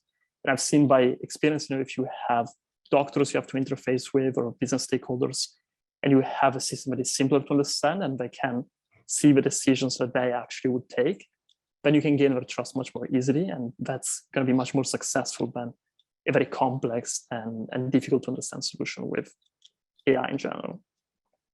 No, absolutely. Some very, very, dare I say, simple but straightforward solutions to these challenges. As much as it is technological, it's as much as of a mindset as you've described there. So thank you so much, Eugenio, for your insights here. I really appreciate your time, and thanks for coming on to the program. Thank you for having me. No, thank you. And Lisa, I'll turn it back over to you. Awesome. Thank you. Thank you, Jerry. Thank you, Eugenia, for a great discussion. And we are going to keep moving along. We're about halfway through our agenda today, and I'm excited and thrilled to speak to Paul Sanier that's on the line. I see, Paul, you're there. Always good to see you. Always great to talk to you. Paul is an industry principal and for healthcare and life sciences with Frost & Sullivan, and he is going to be moderating a session with Dudley around wearable tech and sensors in clinical trials. Paul, great to see you. Thanks, Lisa. Great to see you again as well. And always exciting to be part of the HITLAB monthly symposium and being joined by Dudley, who looks like my separated twin at birth based on our pictures. So I am an industry principal at Frost & Sullivan, focused on healthcare and life sciences. And we support clients in their growth journey through syndicated market intelligence, research to support voice of the customer, market strategy, and brand and demand marketing solutions to support thought leadership and content marketing, as well as lead generation. And I'm pretty excited to have just finished my first report on the digital front door and patient experience solutions. So really interesting areas, as people are probably aware. I interviewed some fantastic companies that are leading in this space, including League, Castlight Health, Panda Health, and Change Healthcare. So if anyone's interested in learning about that area, please give me a buzz on LinkedIn or through email. So again, great to be here talking with Dudley Tabakin, who is the CEO at VivoSense. Dudley, maybe you can tell us a little bit about what you're doing in helping your pharmaceutical clients, clinical trials, but really just give us a brief introduction and background on VivoSense first, if you don't mind, please. Yeah, thanks, Paul, and hello, everyone. And Paul and I did not coordinate our dress morning, but we do coordinate our haircuts. Yes, we do. Yeah. So yeah, Paul, thanks. Dudley Tabakin, I'm the CEO of VivoSense. VivoSense develops and validates digital clinical measures and provides end-to-end services and solutions for their delivery in clinical trials. So as you just heard there, I've listened to some conversations about healthcare through this morning, and we're pivoting a little bit to clinical trials, because at VivoSense, we believe you have to build up the evidence ahead of time in order that you can deploy digital outcomes or digital measures into clinical trials. So VivoSense were actually founded quite a while back in 2010. And we came out of the realization that there was technology being built, but little data cleaning and data analytics being performed on these data. And so therefore, outcome measures and findings were really quite difficult. You would have a whole lot of data to review, to look at, but really no insights into that data. So VivoSense was really developed to delve into those insights and to deliver those into clinical trials. Now, we take a very patient-centric focus. So when you're developing an outcome measure, a digital outcome measure, we take into account that this has to be meaningful to the patient. It's got to be important and relevant. And so it's a patient-first approach to using technology and in clinical trials, and to getting to the point where a pharmaceutical sponsor or clinical trial can actually use the evidence to make a decision or show efficacy or performance of their treatment. Yeah, that's fantastic. And as probably people aren't aware, VivoSense has been around for quite a while, as Dudley mentioned, and I've known them since the early days when I worked with the Wireless Life Sciences Alliance in San Diego. So it's always great to circle back and connect with friends. So Dudley, could you dive a little deeper into how you're using wearable tech and sensors in clinical trials, and how you're pulling the data out of those devices? Sure. So I think that I'll go back to the fact that there are quite a few wearable sensor technologies on the market at the moment, both in the FDA-approved medical device area, but then also on the consumer side of things. And both of them are very valuable in the data they collect. They collect so much data, and we need to make meaning from that data. So at VivoSense, we're actually sensor inclusive. We look at any sensor, and we're looking at the fit for purpose nature of that wearable technology. In a clinical trial, putting on a wrist-worn actigraphy device might be the approach you want to take. But if you're trying to measure heart rate accurately, you might want an ECG patch. Or we heard from Pierre Alexander earlier, you may need a respiration vest like the Hexaskin in order to measure respiration. So fit for purpose technology is what we focus on. And then from then on, we also focus on ensuring that we deliver an outcome measure that is, once again, meaningful to the patient and of interest to the study. So you may be able to measure steps from your wrist-worn actigraphy device, but that might not be a relevant measure for that clinical trial, and might not provide you a relevant finding that can be used to determine the efficacy of the treatment. Got it. And so, to that end, what are the digital endpoints, and maybe you could describe what those are, from a definition perspective, and what are the steps you take in order to validate digital endpoints for use in clinical trials? So the validation of digital endpoints is just really important. I think that when you're trying to deploy a digital technology into a clinical trial, you need to take a very holistic validation approach. And the reason you need to do that is because the FDA, in order to approve your measurement, your endpoint, are going to need a whole lot of evidence. We follow what's called the V3 approach: verification of the sensor technology that you're going to use. Does it actually measure what it says it measures? Analytical validation is V2, the second V, and that's the validation of the analysis that's being done. So if you're counting steps per day, for example, and you're counting that steps per day in a Parkinson's population, are you accurately counting steps per day in a Parkinson's population versus a healthy population? That's the analytical validation piece. And finally, we come to the clinical validation, where we're going to understand whether we can measure something that's clinically relevant using this digital outcome measure. And then, so these are the outcome measures that we're talking about, and you need to validate them with this V3 approach in order that the FDA or any other regulatory authority are going to accept these as meaningful endpoints or clinical endpoints and primary and secondary endpoints in the clinical trials. So the other distinction, obviously, we make is when we look at an endpoint, a digital endpoint, we're talking about, can we measure a change from one state to another? Can we measure a change from baseline to when to post-treatment? Can we see that steps per day changes from baseline to post-treatment? And if they do, then we have a relevant endpoint that can be measured and can be used as a treatment effect for that study.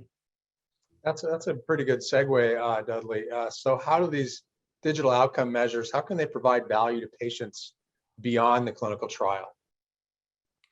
Yeah, so I come back to the validation approach that we take here. When you go through this approach of validating a digital outcome measure so that we can say measure walking or stepping in Parkinson's disease, we can now use that measure more in the real world and in healthcare settings and post-market settings more effectively, because now we have built up the evidence that shows that there is clinically meaningful reasons to measure what we're measuring.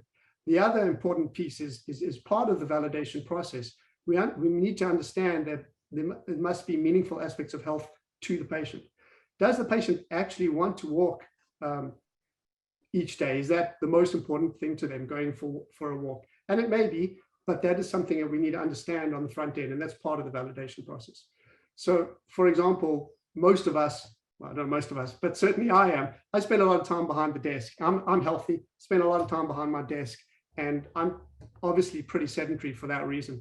So if I were to measure activity and trying to understand how much moderate to vigorous activity I was doing each day, I might find that even when I'm not really feeling very well, my moderate to vigorous physical activity is pretty much the same as it is every other day because I spend so much time behind the desk. So this now becomes not really a meaningful measure to me because I'm going to see the same result. However, if I can measure something that's meaningful, for example, I do want to head out the door and take my dog for a walk every day. Now, if I can measure whether I take my dog for a walk every day, we now have something meaningful that we measure for me as a patient. And now I have a reason to be engaged with the technology. And this comes through providing that validation, that meaningful aspects of health evidence in the early stages of this digital biomarker development that then can be used in post-market surveillance and healthcare into the future. So I think by doing that validation process, we're providing great opportunities for patients to really benefit from the technology. Yeah, it's kind of fascinating. It's beyond the clinical trial, so to speak, right? Absolutely. And that's where we want to take it in the end, right? We want to get it into healthcare. It's just, there's a process, I think, to get there that we believe in. Yeah, that's wonderful. I'm not sure if we're running out of time, Lisa. I see you popped up. So one last question for you, Dudley, if you don't mind. So curious who you partner with in clinical trials and how do you really enable decentralized clinical trials in general? Yeah, thanks.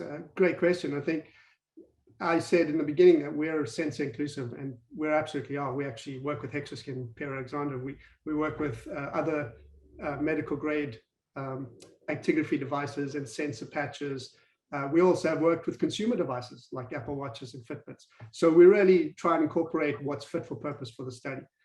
That's the one end. You've got to bring in the sensor technology. On the other end, we work with CROs and decentralized clinical trial organizations. And you might have heard of some of them, Medable, Science 37, some of the big ones recently. Working with them to deliver the outcome measures to the patients, to the clinical trial sponsors, because as we move to a more remote data capture process, we want to include objective measures from wearable sensors and wearable technologies into the clinical trials. The decentralized clinical trial companies allow for the patient registration and all that type of thing to be done at home, but we also want to include the objective measurements, and that's why we partner with them to bring that in to the system. Yeah, wonderful.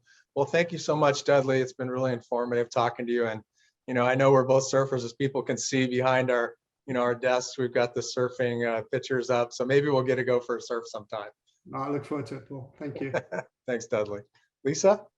Thank you, Paul. Thank you, Dudley. Appreciate that. Okay, we will continue on with our next interview, and we're going to have a great discussion around driving equity through value-based care. Matthew, are you on? I am here and live. There you are, Matthew Holt, founder of the Healthcare Blog. And Matthew, I'll let you introduce Sam, who you're speaking with today. Look forward to the discussion. All right. Thank you so much, Lisa. Welcome, Sam. Nice to see you. I'm Matthew Holt, run the Healthcare Blog, used to run Health 2.0, spend a lot of my time wandering around the health technology sphere as a whole. And there's one area I haven't spent a lot of time about and thought about much, and I guess many of you have not either, which is emergency departments, and the way that they get scheduled and how that all works with, especially with the legislation for known as EMTALA, which means that people have to, which means the hospitals have to provide emergency care. So Sam Cosmo is the CEO of a development company called IDMAP, but they have a product called Call Doctor. So Sam, I want to start big picture with you real quick. First off is, this is an area a lot of people think about when they think about health and health technology, and change music a lot about clinical trials and chronic care management and all that kind of good stuff. But tell us a bit, very briefly, about some of the specific issues and problems that hospitals running emergency rooms have, and especially have with staffing. Yes, thank you for having me. Nice to meet you, Matthew. Call is a pervasive process in every hospital in the United States of America. And it's governed by what's called EMTALA, Emergency Medical Treatment and Labor Act. It was mandated in 1986, and since then, physicians and hospitals have to provide on-call services 24/7 for anything that they may need or meet in that. A couple of big things that has developed, what we've done is really take the process, reinvigorate and re-engineer workflows that absolutely bring more efficiency to the process and allows a lot more autonomy, but also makes a lot more people play nice, so to speak. So tell me a bit, sort of big picture, what is the sort of current state of play? You know, so I have a hospital system. I may have an emergency group of doctors. I may have a dedicated emergency room group. I may be using doctors in the community. What kind of happens now? And what's the big problem with organizing that? And then we'll talk about what Call Doctor does.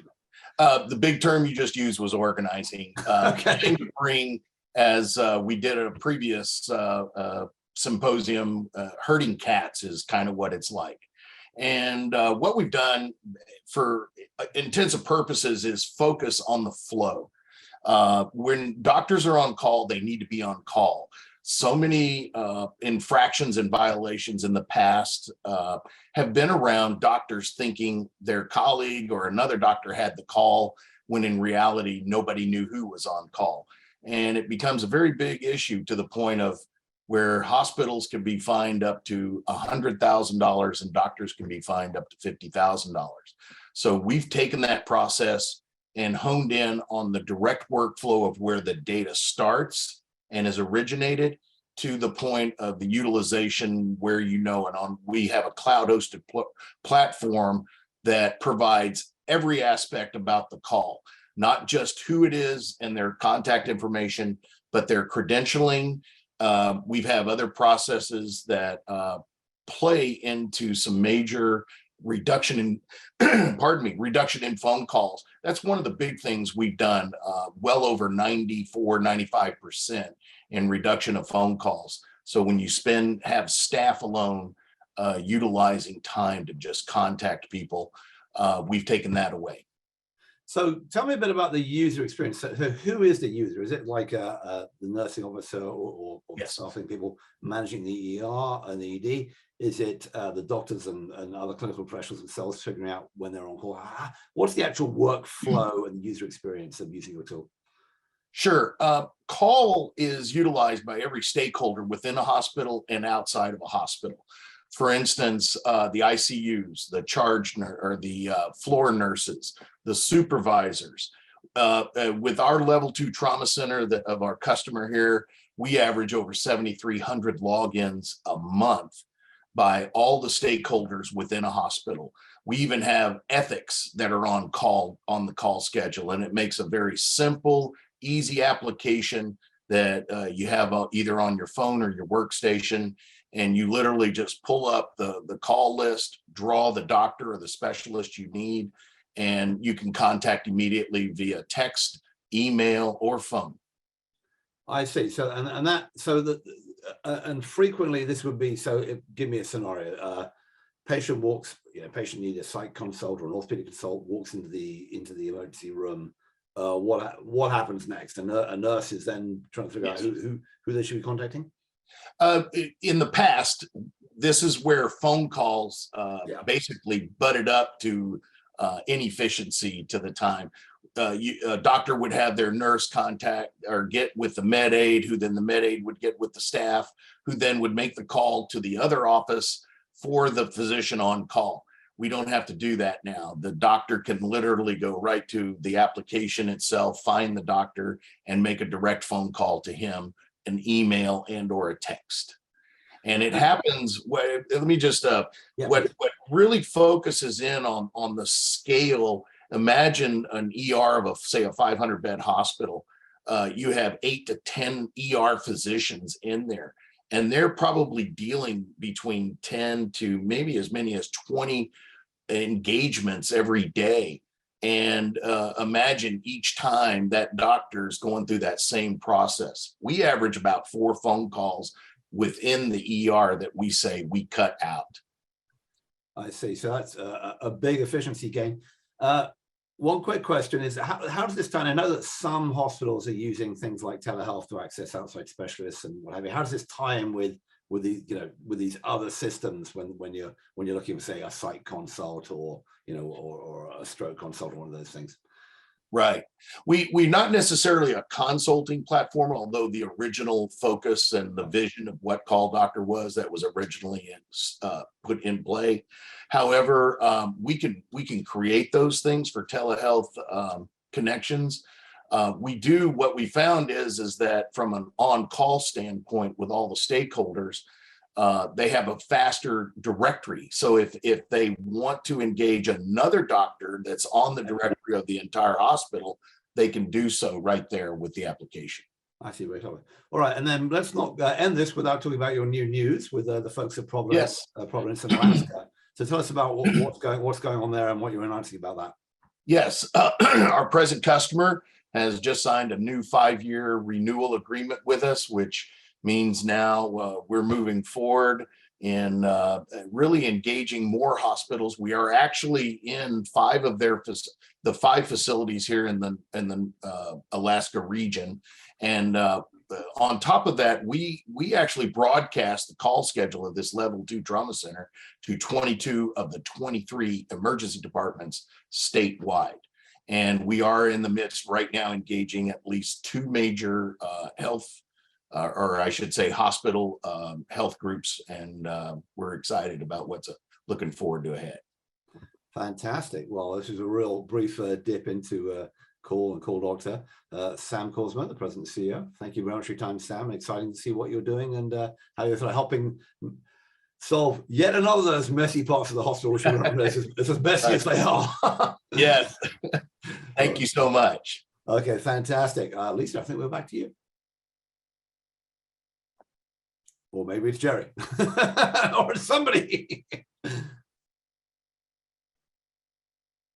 Awesome. Thank you, Matthew.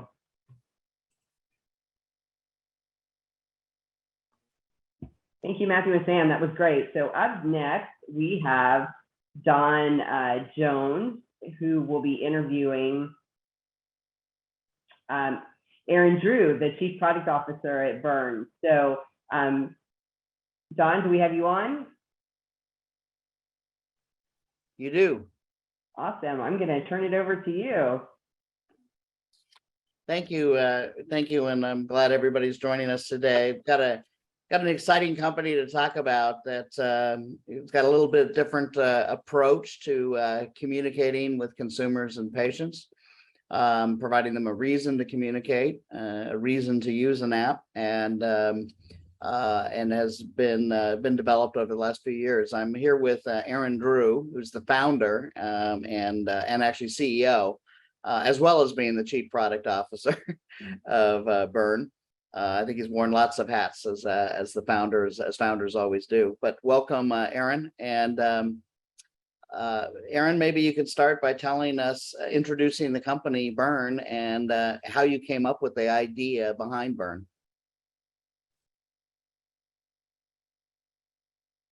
I think you're on mute.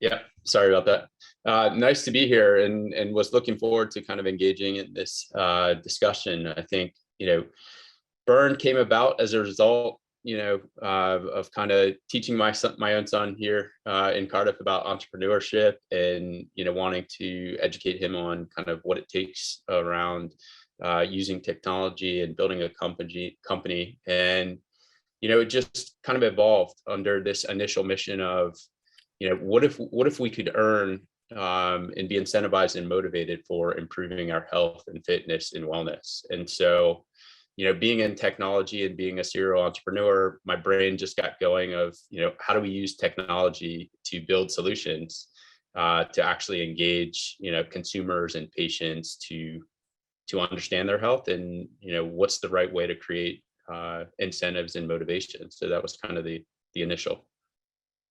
Yeah, so the name Burn, as I understand it, Aaron, came from the concept of burning calories combined with earning money. It's kind of grown as you've grown the business and built out the platform.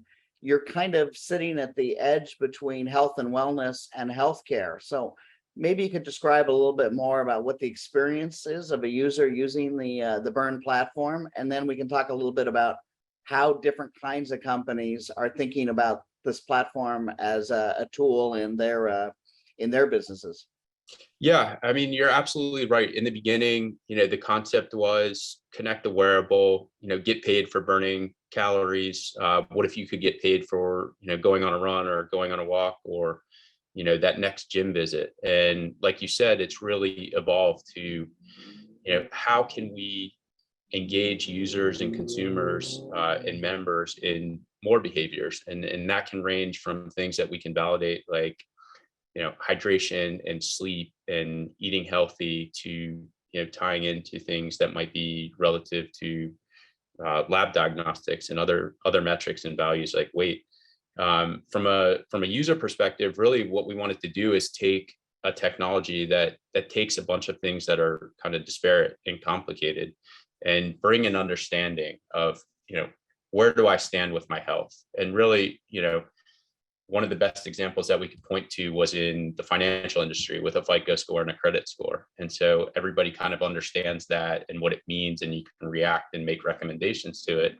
And so that's really what our aim has been with Burn, is to really help people understand their health and give a metric and a score, that's really similar and on the same scale as a FICO score and credit score, because that's already something that people understand. And so as part of that, we've layered in, a lot of gamification and engagement with consumers to really create that motivation and constant interaction by tying in and rewarding for behaviors, that could be, using Uber Eats or Amazon Fresh or a hydration water bottle company, or, just things that they're doing in the course of their daily lives, but breaking them into kind of these micro daily behaviors that can earn and be incentivized and rewarded for. So it's a combination of the score becoming intrinsic and kind of the rewards and the gamification being extrinsic. So I gather I'm interested in the app because I'm interested in how my score is changing over time. I'm looking at the app, but I'm also interested in how it's monetizing, how my activities are monetizing. So talk a little bit about how Burn works with companies in a big marketplace to actually create the economics, to create rewards for people for the activities you want to encourage. So we've created, this Burn marketplace, that users are able to earn and engage with, and it's really kind of twofold. It's a merchant and advertiser funded marketplace where they're paying to basically engage with members and users, not necessarily, taking their data or sharing their data, but really, providing travel and hotel and products and services and local offers that people are excited about earning and then redeeming their rewards for. And so we've developed those partnerships at scale and have about 9 million monthly active users to that marketplace initially. And now we're in the process of kind of connecting those dots with burn partners and users. So talk a little bit about what kind of economic value I might expect to earn over the course of a day, a week, a month. So one of the things that's interesting, with partners and the way that we've built the system is that we can configure these rewards and incentives, based on the program or the organization where we're trying to drive behaviors and results. But in terms of the users, they can earn basically like, per calorie burned might be, a quarter of a penny or a half a penny per calorie burned. They can earn for streaks, they can earn for contests and competitions or hydration or any of these other behaviors that we want to define, medication compliance, et cetera. But on average, I would say they can earn, up to, close to $10 per day with this. And most users on average are hitting somewhere between $4 and $5 per day for contributing to the different behaviors that they're earning for. So that can turn into some real money. That's more than my airline points. Well, it's interesting because one of the things that we're trying to do is when you talk about airline points is, those points and earnings are traditionally siloed off. And so one of the ways that we've positioned to create the engagement and the motivation is to show people earning in actual dollars, as opposed to points and discounts and cryptocurrency. We're also trying to cross silos and cross platforms and create burn as kind of this ubiquitous currency of health where people can use it across many of the different platforms like in Amazon or Peloton or other systems. Maybe you could help the audience understand by taking one of your clients, you don't have to name them, but one of your clients, just explain how a healthcare client thinks about incorporating burn specifically to reward activities they want to have happen.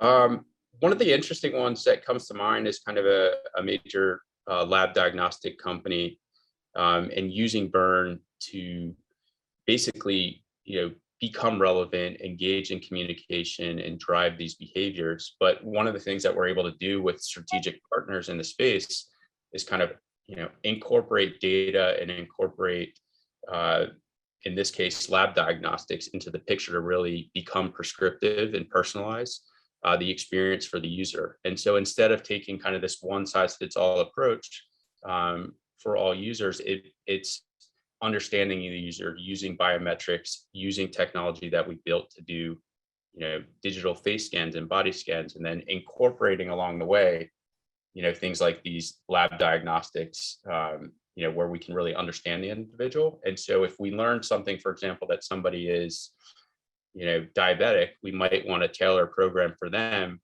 where we're incentivizing and motivating activity, nutrition, and medication compliance. So we've really built this as a framework to be able to conform to, these different partners that we're bringing into the space.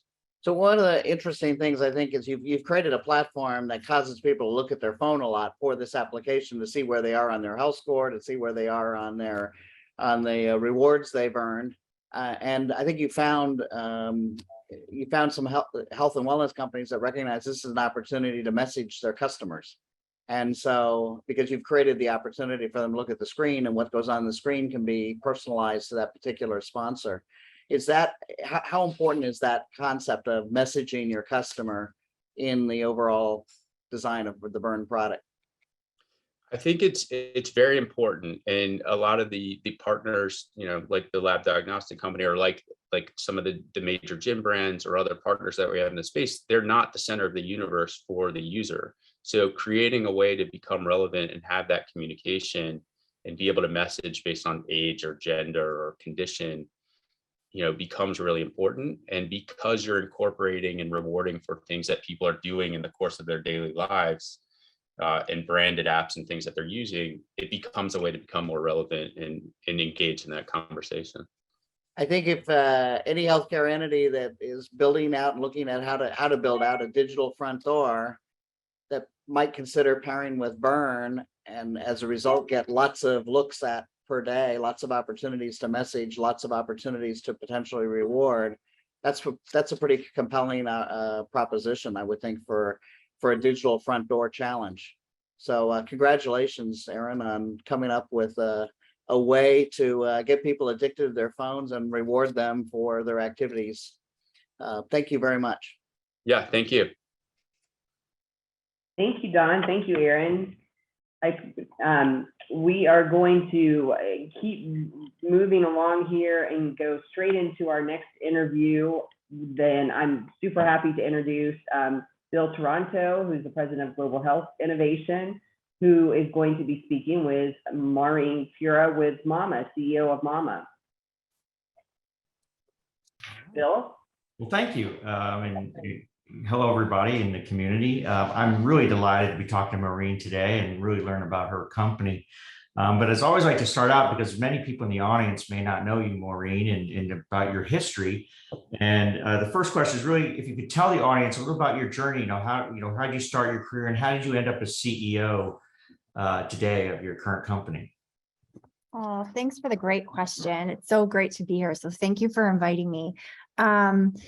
I was a graduate student. I was destined. I was on my path to work for the UN and USAID. And then I got pregnant and went and had a mental health crisis. I had never had a mental health complication in my life. And all of a sudden, I was unable to function. And I told every doctor that something was wrong and that I didn't think I was going to make it and that if I needed help. And I just kept being told, like, you should be happy you're having a baby and we'll watch it after. And it took me 29 doctors. I kept telling everybody before I was able to find the right help. So that moment really changed my whole life.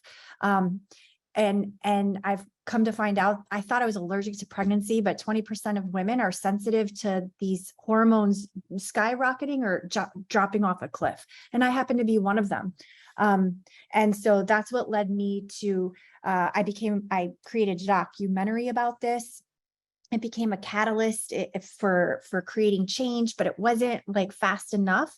It wasn't addressing the failure points. So something I learned in graduate school was a change in knowledge isn't equal to a change in behavior. So for 10 years, I kept raising awareness and I wasn't seeing change, the change that we needed. Women were still dying for having a baby.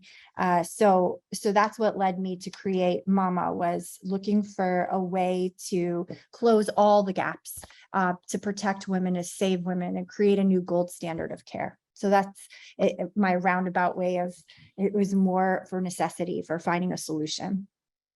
Good. It's a fascinating sort of story, but a very important one, because I think, this company is playing an important role. And with that in mind, can you tell the audience, about MAMA and what you're doing in women's mental health and how your platform works and what your products are and how you actually help women within this space? Oh, so MAMA is a systems wide solution. We start with providers and we end with patients and women and families.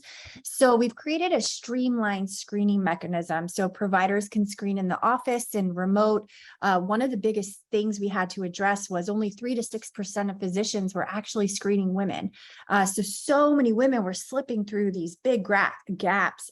It's the number one complication of having a baby, but the one that nobody was kind of paying attention to, because what do you do if she screens positive? Where do you send her? So there were all of these liability things. So we fixed that. So now we have providers able to screen. And then if a woman screens positive, MAMA takes care of everything after the positive screen. So we're notified and we step in to do all of the triage. So some people might think this is the way the standard of care is to give her a piece of paper with phone numbers that are outdated. It's like a photocopy of a photocopy of a photocopy.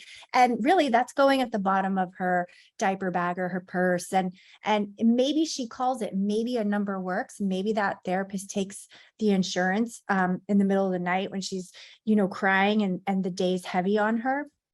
But the vast majority of women don't make that call and they don't get to help. So what we've been able to do is we solved this kind of what happens after. So we've put in place peer support specialists like care coordinators who navigate women to care. We follow her through. Average is about 6 weeks, but we've been following women for 10 months if we catch them pregnant. And a lot of people might think, well, therapy or medicine. There's not one path to wellness. And I think that's what we're really doing really well, is that we understand we've been looking at this issue for over a decade under the hood of the healthcare system. So it's not just a one pathway. And that's what we do really well, is we know how to triage her. So we have our own therapists, we have our own prescribers, we have our own support groups, and we do all of that circle back to the provider. So it really gives the provider peace of mind that their patient's being taken care of. And women are 5 times more likely to engage in care when they're screened with mama. And that's because we take the disease burden off of her. We're creating this new gold standard. Like when I screened positive for gestational diabetes, and they knew you're going to go to Dr. Chu. Dr. Chu gave me to his nurse. They taught me how to take my blood, how to eat. It's the same new standard. So it's all systemic solution. And it's really working. Women report feeling better on average in 7 days. It took me 120 just to find the right help. So we're really cutting these numbers in half. And then we don't have to send women just to therapy to feel better. It might be a support group. It might just be the peer support. It might be medication. So we're not backlogging therapists. We're saving those for the really complicated kind of cases that come up during that time. This is a really new learning for me. I was unaware of this until I recently spoke to you pre this interview. And I'm certainly aware of some of the other issues that occurred during pregnancy, but can you just tell the audience, like, why is maternal mental health just so important, not only to the, woman that's having the child, but maybe even the child, before birth? Can you kind of explain why this is such an important topic? Totally. Thank you for that question. So besides being super costly, it's the cost price tag is $14.2 billion in the US annually for not treating this, because it impacts mother and baby.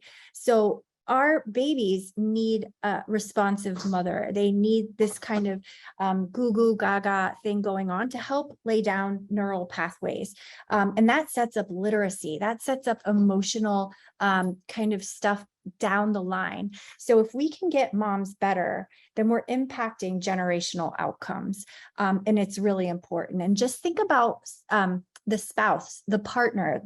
That person then can't go back to work. They have to carry the load. So it's having all of these impacts that are like coming down the line and hitting your workplace, hitting your community, hitting children's literacy rates. And are they going to have anxiety and depression when they get older? And then it just keeps going on and on, when we can really catch it right at the beginning so that we can change those health outcomes for generations.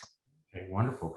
So we have a very vast audience, and I represent pharma, but we have other types of companies out there. How does the HITLAB community engage with you and your company if they want to engage with you? Oh my gosh. So we would love to have partnerships. We're looking for places that want to see how this technology can really close gaps for their providers and their moms and their patients. But also we're entering into our seed round.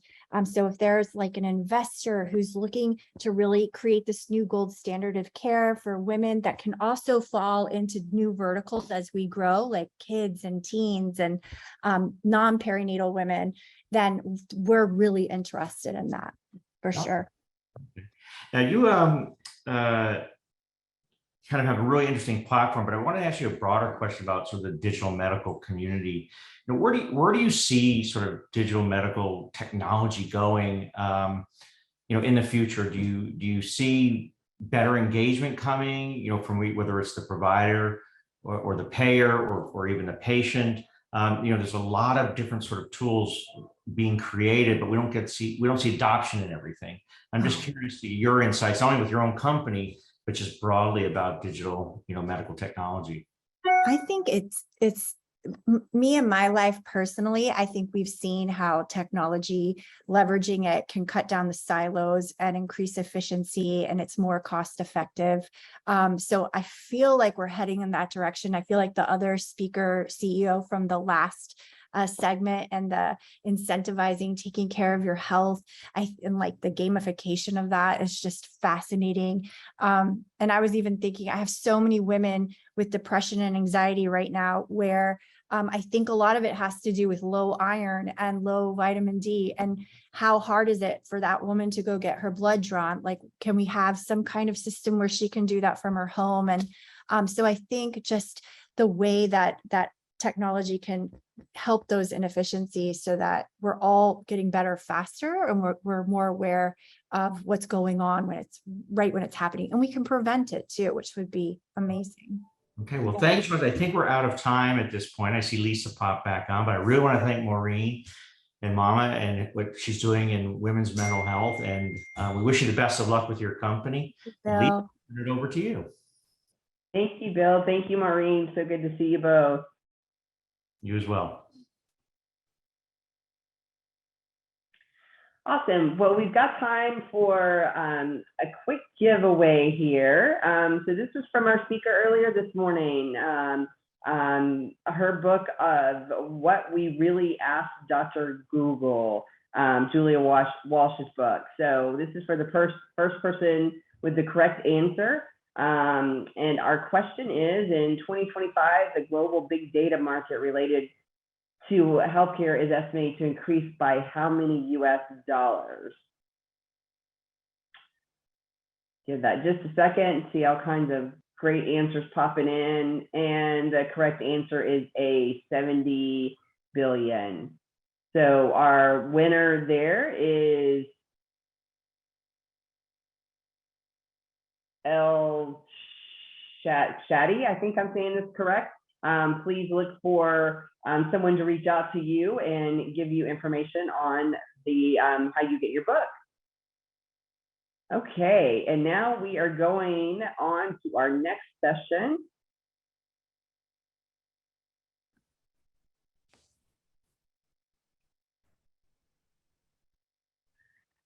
And I'm happy to introduce, Jim, are you on? I am. Can you hear me? Yes, I can hear you. Jim McGough, who's the co-founder and director of Edgewood Medical, who's going to lead us in a discussion with Michael Hughes on keeping patient identification secure throughout the continuum of care. Go ahead, Jim. Thanks, Lisa. Good afternoon or good morning, I guess, depending on where you are. Good evening around the world. Jim McGough, HITLAB Breakthrough Alliance board member. Happy to be here interviewing Michael Hughes from Duality. Michael, are you there? Can you hear me? I am, and I can.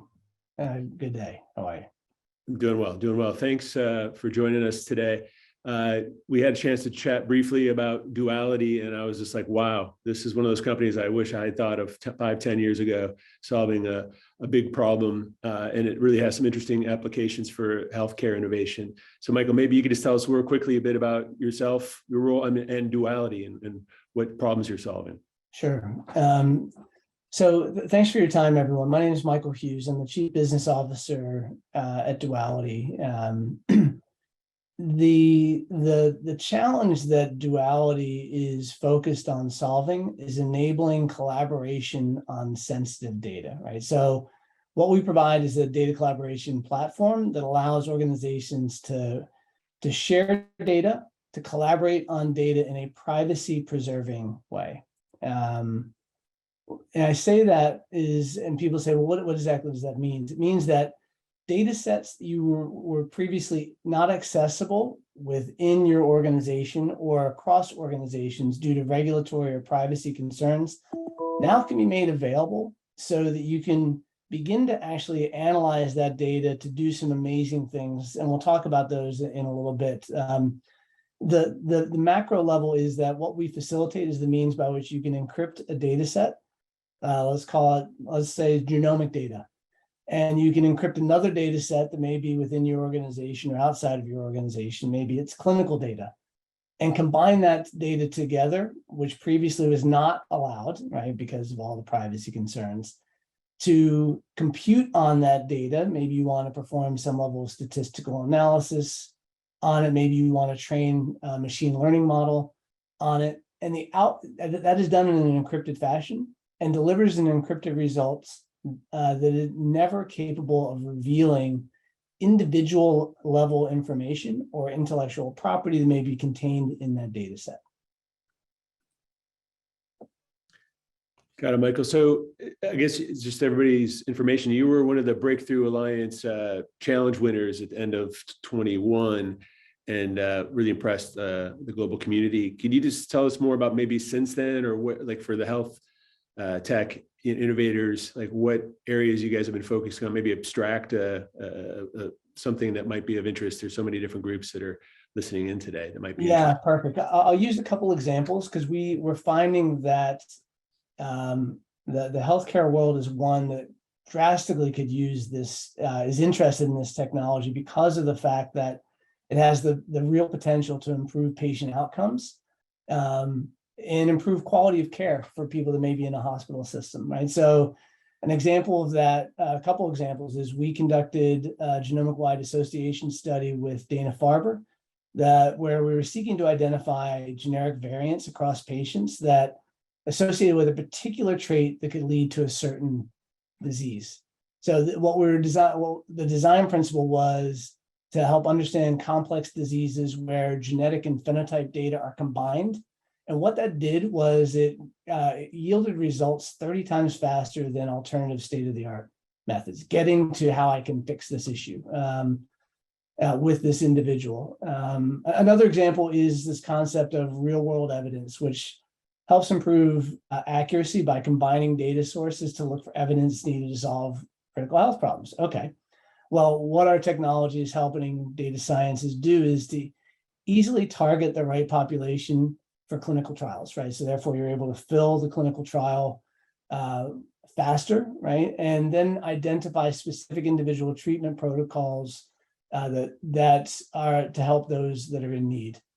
A third example, right, just to kind of touch on many, is identifying non-adherence, right, to following instructions on when and how often to take medication.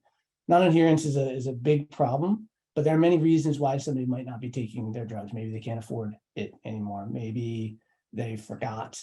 Maybe they don't have access to a car and can't get to the pharmacy. What if there's the means by which you could look at different data sets? Are they getting their prescriptions refilled on time? Are they getting them not just refilled, but renewing the prescription when it needs to be renewed?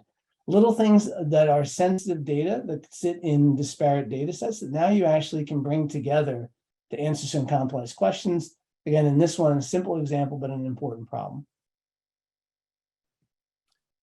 Thanks, Michael, for giving us some kind of an overview of some of the problems that you are uniquely qualified to support innovation with. One question is, like, just for the opportunities that some of the people might be thinking about, is it best, I mean, you're the chief business officer, is it to have someone with a business problem and help, and you guys can help them sort that out? Or is it the data scientists that should understand some of the unique advantages of your platform and system? Just curious, what kind of opportunity or collaborations are you looking for? And what kind of people would you like to have reaching out?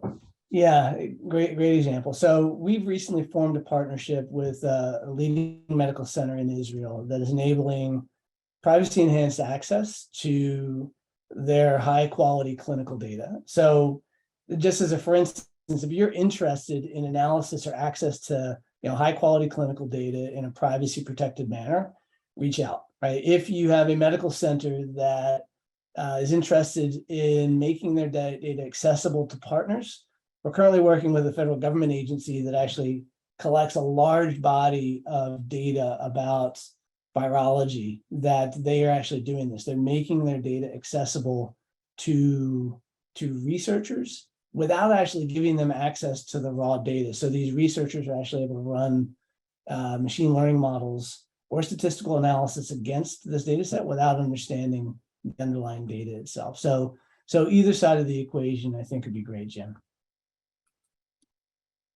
I think I just have one question just came in. If the analysts, data scientists can't see the source data, how do they check, validate the result of the analysis? Okay. So within the data science world, there's the need to be able to explore data to understand, is the data set even worthwhile, right? We actually provide the means by which you can explore the data to gain insights, to understand that, yes, this is a quality data set that actually meets my needs for the research that I may be performing. And then as a result of that, once that evaluation has been, a simple example is, do we actually have any customers in common, right? And I want to understand, before I actually join this data with my data, I want to understand that simple example. Well, the answer to that question, by definition, if I do it in the raw, I get to see all of the data itself. What if there's the means by which I can look at these data sets, determine that, you actually have 50% common customers without actually revealing anything specific. So there's the ability for you to actually explore, to know that the data is significant, and then perform your analysis on it afterwards without revealing the raw data itself. Got it. No, that's great. And I think, I'm not sure, Lisa, if we have time for one more question, or for how we do on time. Just one question, just going back to dualities. I think you brought it up in the overview at the beginning, but just some people might be asking, like, what is it unique, like, about this ability to keep data, private and de-identified and so forth, just so folks understand, like, why is it the dualities, like the big player that's emerging in this space? Oftentimes, even though you de-identify data, there's been numerous situations in which there's been proven, by adding incremental data to de-identified data, you were able to re-identify. The world that we live in, by encrypting the entire data set, it is impossible to actually get to any level of detail that allows you to identify an individual contained in that data set. So it is, according to regulators, not identifiable because it hasn't been de-identified. Gotcha. Okay, I know it's a big issue, but I think, Lisa, I think we're at time here, but Michael, thanks so much for your sharing the progress and impact that Duality is making. You can reach out, both of us, I believe. They'll send our LinkedIn connection points, but any last points, Michael, just if people want to reach out before we send it back. Please, if there's interest in learning more, just reach out to us. Happy to have a conversation. Thank you very much for the time. I appreciate it, Jim. Appreciate it, Lisa. Absolutely. Thank you, Jim. Thank you, Michael. And yes, you can get their links in the chat box. You can connect with them and further the discussion. So we have up next Meg Columbia-Walsh, who's going to be interviewing Joanna Campbell on the importance and future of big data. Meg, are you on?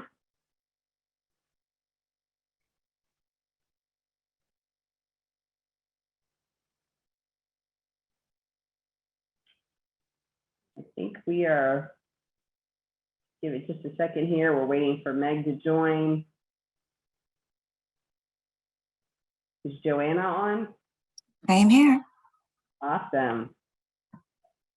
Joanna, I know you were just recently on the Women's Health Tech. Oh, great to see you, Joanna. Great to see you, Meg. Awesome. I can't hear you. Can you guys hear me okay? We can hear you.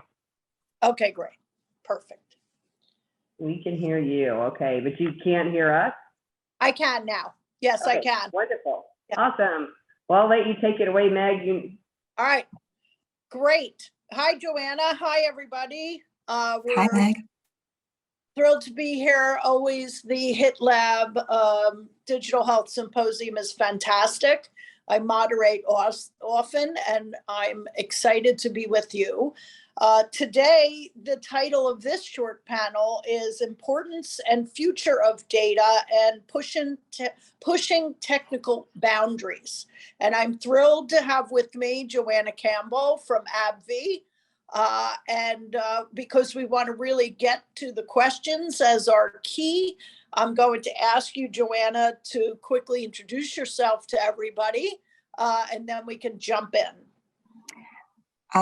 Thanks so much, Meg. Thank you to HITLAB for having me today. I'm Joanna Campbell, and in the context of today's discussion, I think it's important to say that I'm replying to these questions as someone who, up until extremely recently, was a therapeutic area head for a global health economics and research function. And so within pharmaceuticals, we are the people that use various sources of data to think about demonstrating the value of our products to stakeholders who can be patients, physicians, healthcare systems, insurance companies, national healthcare systems, those kinds of things. But we are one of the biggest consumers of big data from a healthcare perspective, because we're all about how do our products interact with patients in real world settings. And so the ability to call on diverse sources of data to think not just about the healthcare experience of patients, but also their broader social and economic context is really important.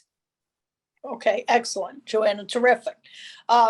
So today, you know, big data is such a general term, right? You know, and I don't even like to see it actually, but today we're talking, so I work for Amazon. We are data central. It is core to everything. You know, we're both in the industry a very long time, I over 30 years. So when you look at what you just said, as you just described your role, and, you know, we have had a great evolution of data, right? We used to just get a little bit, and we have HIPAA, and we certainly have protections. But what have you seen as one of the greatest advantages, since technology has played such an enormous role in the last 5 or so years? What have you seen as one of the greatest advantages of your ability to use the data to advance ourselves in healthcare, and yours specifically in pharma? Sure. So I would say there are two parts to that. One is the amount of data that we have been able to access has grown exponentially. So historically, we've done a lot of analysis with, say, insurance claims data. And those were big, but certainly not on the scale that we think of as big data now. But they were very restricted in the sense of they only measured a certain kind of patient. They measured patients who were insured. They measured patients who were insured with the kinds of providers that contributed to these big data aggregators. And so we could answer very specific questions about the patient experience, but it related to a relatively defined slice that was certainly not representative of all patients. And then there was a move to, say, electronic health records data, and that opened up a whole new world in terms of the variety of data that we could see. So not only are we only talking about insured patients, but we're now talking about not just their costs and their healthcare resource utilization, but most importantly, we're thinking about their health outcomes. So what does it mean in terms of their lab values? What does it mean in terms of the disease progression? What does it mean in terms of their imaging? Imaging would be another part of this, our ability to not just look at discrete data points in a field, but to look at holistic images and how that represents their disease experience. That is another huge advance that we are seeing, and the technologies and the tools that we can use to assess those. So the fact that we now have these great, digital imaging algorithms, just the speed and the complexity of the analyses that we've done, again, has exploded. And then finally, I would say the move to incorporate unstructured data, not just a structured EHR, is the next frontier. Tokenization that allows us to merge all of those data sets. So now it's not just the healthcare system experience, but nesting that within a broader construct. So we can think about environmental triggers and other social triggers. The speed at which the field is moving is amazing. The types of questions that we can answer is exploding.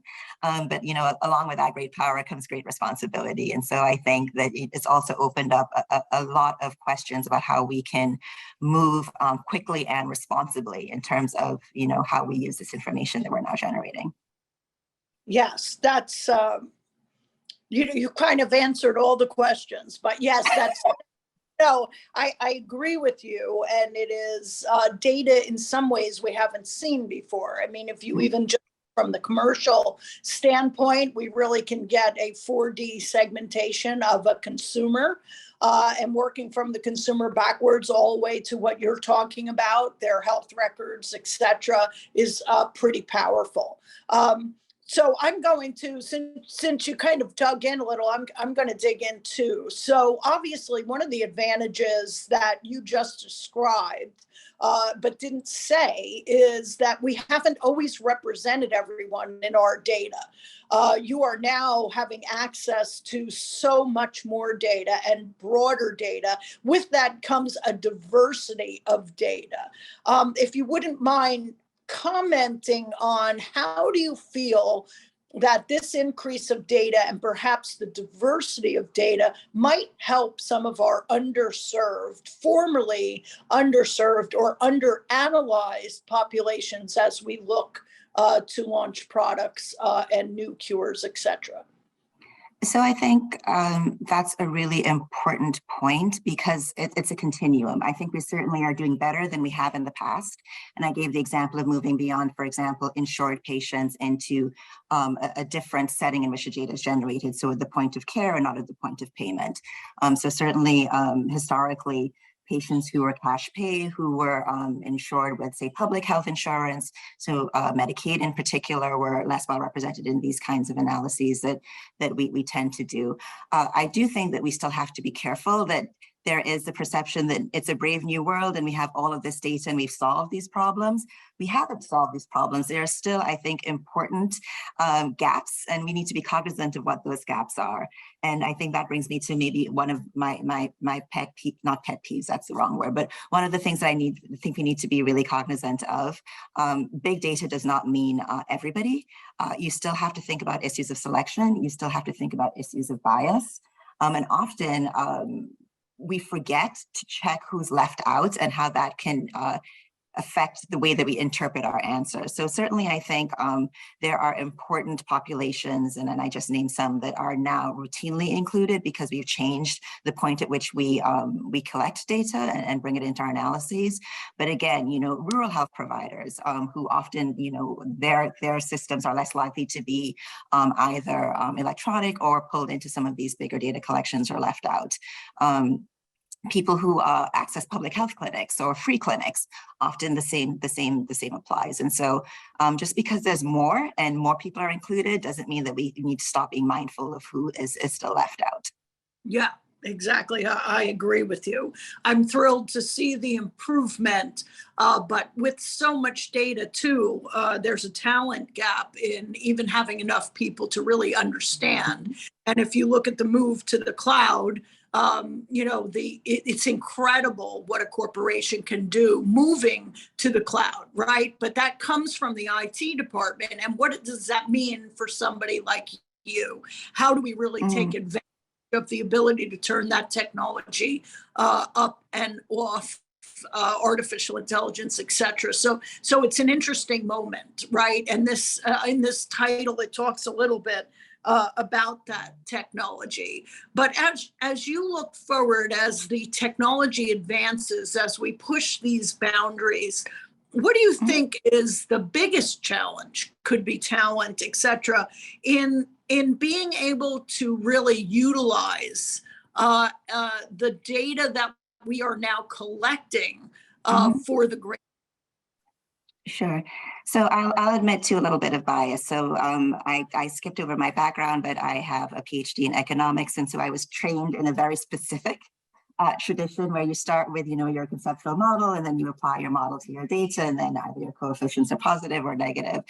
And I think that that's still important, but the explosion of data science means that we have people who are coming to data with a very different set of skills and a very different mindset.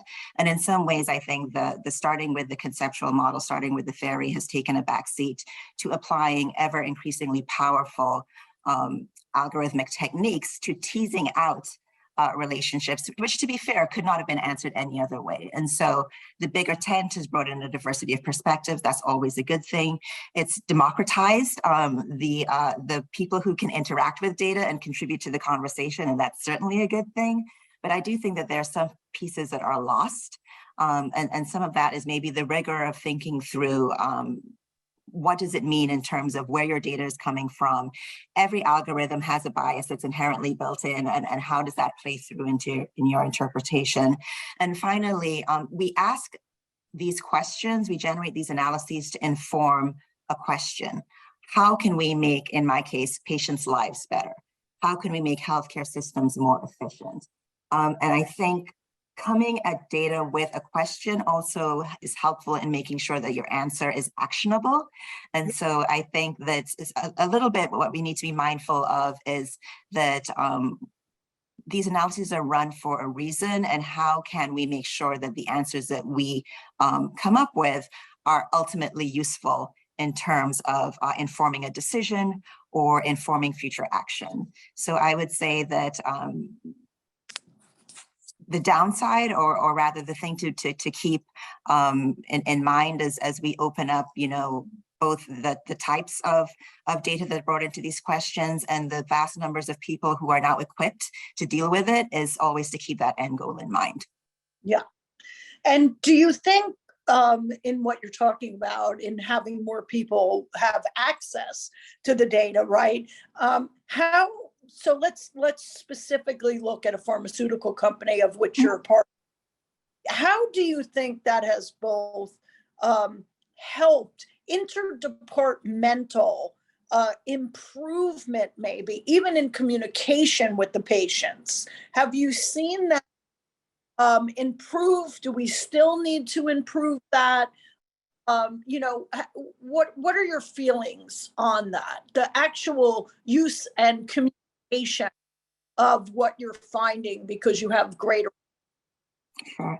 So I'm going to take a step back here and be very clear that I am not, participating in this as a representative of AbbVie. And so, any of these comments are my opinion and not, those of my employer. But I would say, broadly speaking, in the pharmaceutical industry, one of the really important initiatives is patient-focused drug development and putting the patient at the center of the process to develop drugs. And so in line with making the process more efficient, making the process more effective, making the process more productive, making it certainly more cost effective, is bringing that voice of the patient in. But I think that is not necessarily linked to big data per se, as it is just an overarching initiative that we're pursuing kind of broadly and across all of the different companies that are involved in healthcare. To your other question about interdepartmental transparency and collaboration, I would say, again, very broadly speaking, that most pharmaceutical companies now have not just, departments that are historically like health economics departments, but also are building out their data science capabilities, because it serves not just, the effectiveness question, but also the efficiency of discovery, and it plays in various other places. So I think, broadly speaking, there are a lot of company initiatives to make these collaborative work streams integral to the structure of the company. Did that answer your question?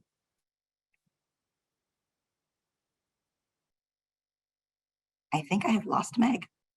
Oh no, did we lose Meg there for the end of that? Well, it was the last question. So Joanna, thank you. Thank you for the discussion. It's always great to see you again. I don't see her popping back. I'm here. I'm so sorry. Oh, that's okay. It was our last question anyway, Meg. Yeah. So I wanted to go ahead and wrap up, and thank you and Joanna both. Did you have any closing words? Yeah, I just feel, this is fantastic. And Joanna's obviously, I could talk to her for hours. She's so knowledgeable, but I think too, one of the things in the ending part of ours, which is the technology, is a continuum next time to discuss how artificial intelligence and machine learning is going to impact all of this, because that's continuous learning of the same person has very big impact for healthcare. And so I look forward to a continued discussion on this, because I think that would be my parting point, and also comment to Joanna, is I would love to connect again to see her thoughts on that. So thank you, everybody. As always, forgive my technical troubles. I just moved and unfortunately we're not all settled, and so sorry about that. But thank you, Joanna, you were terrific. And we'll Thank you see so much, Meg. Yes. And definitely, I think AI is a whole other, topic in and of itself. It is, for sure. Something tells me I will see you both again. Okay, great. Thank you so much. Thank you. Thank you both. I would like to just quickly share with everybody too. Meg was recently interviewed yesterday on our new podcast. So please take a go out and listen to that, and you can hear more of what Meg has to say. And then I'm certain we will hear from both of them again in the future. So we are coming down to the end here, and before I introduce our final panel, I would like to do just one more giveaway. So we have been doing these all day, and this is all for. Well, let me see this a little bit better so I can read the question actually. So the final question that we have for our book giveaway in the book is what we really asked Dr. Google. And the question is, online symptom checkers are wrong. What percentage of the time when it comes to a diagnosis? So the first correct answer wins. I see a lot coming in, and there we go. We've got our first, and that was 66%. So the winner is Connie Luffy. And Connie, someone will reach out to you with details on how to get your book. So I have the honor and the privilege of introducing Sarah Chotsky. Dr. Chotsky is also with HITLAB, a director of research, and I am pleased to be able to introduce her as she leads our final panel around information and awareness gaps around contraception access and empowering women. Sarah, so great to see you, and I will turn it over to you. Super. Thanks, Lisa. Thanks so much.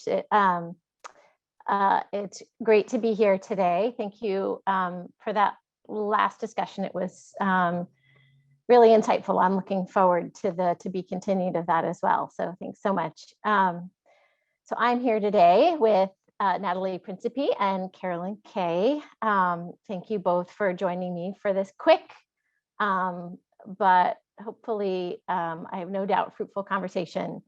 Today we're talking about information and awareness gaps when it comes to contraception and access for women. And so just to kind of kick it off, first, I'm going to say that, of course, in the past hour, they've decided to start testing the fire alarms in my building. So if I quickly go on mute, please forgive me, but hopefully we're all set. So just a heads up, but I have no doubt you can keep everything rolling, but hopefully that won't happen. But aside from that, as Lisa said, I'm the director of research here at HITLAB, and I'm here with two fantastic panelists. So I'd love to hear from you, Carolyn, and from you, Natalie, just a little bit about yourselves. Carolyn, can we start with you? You bet. Hi, everybody. Thank you so much for having me. I'm really happy to be here with you all.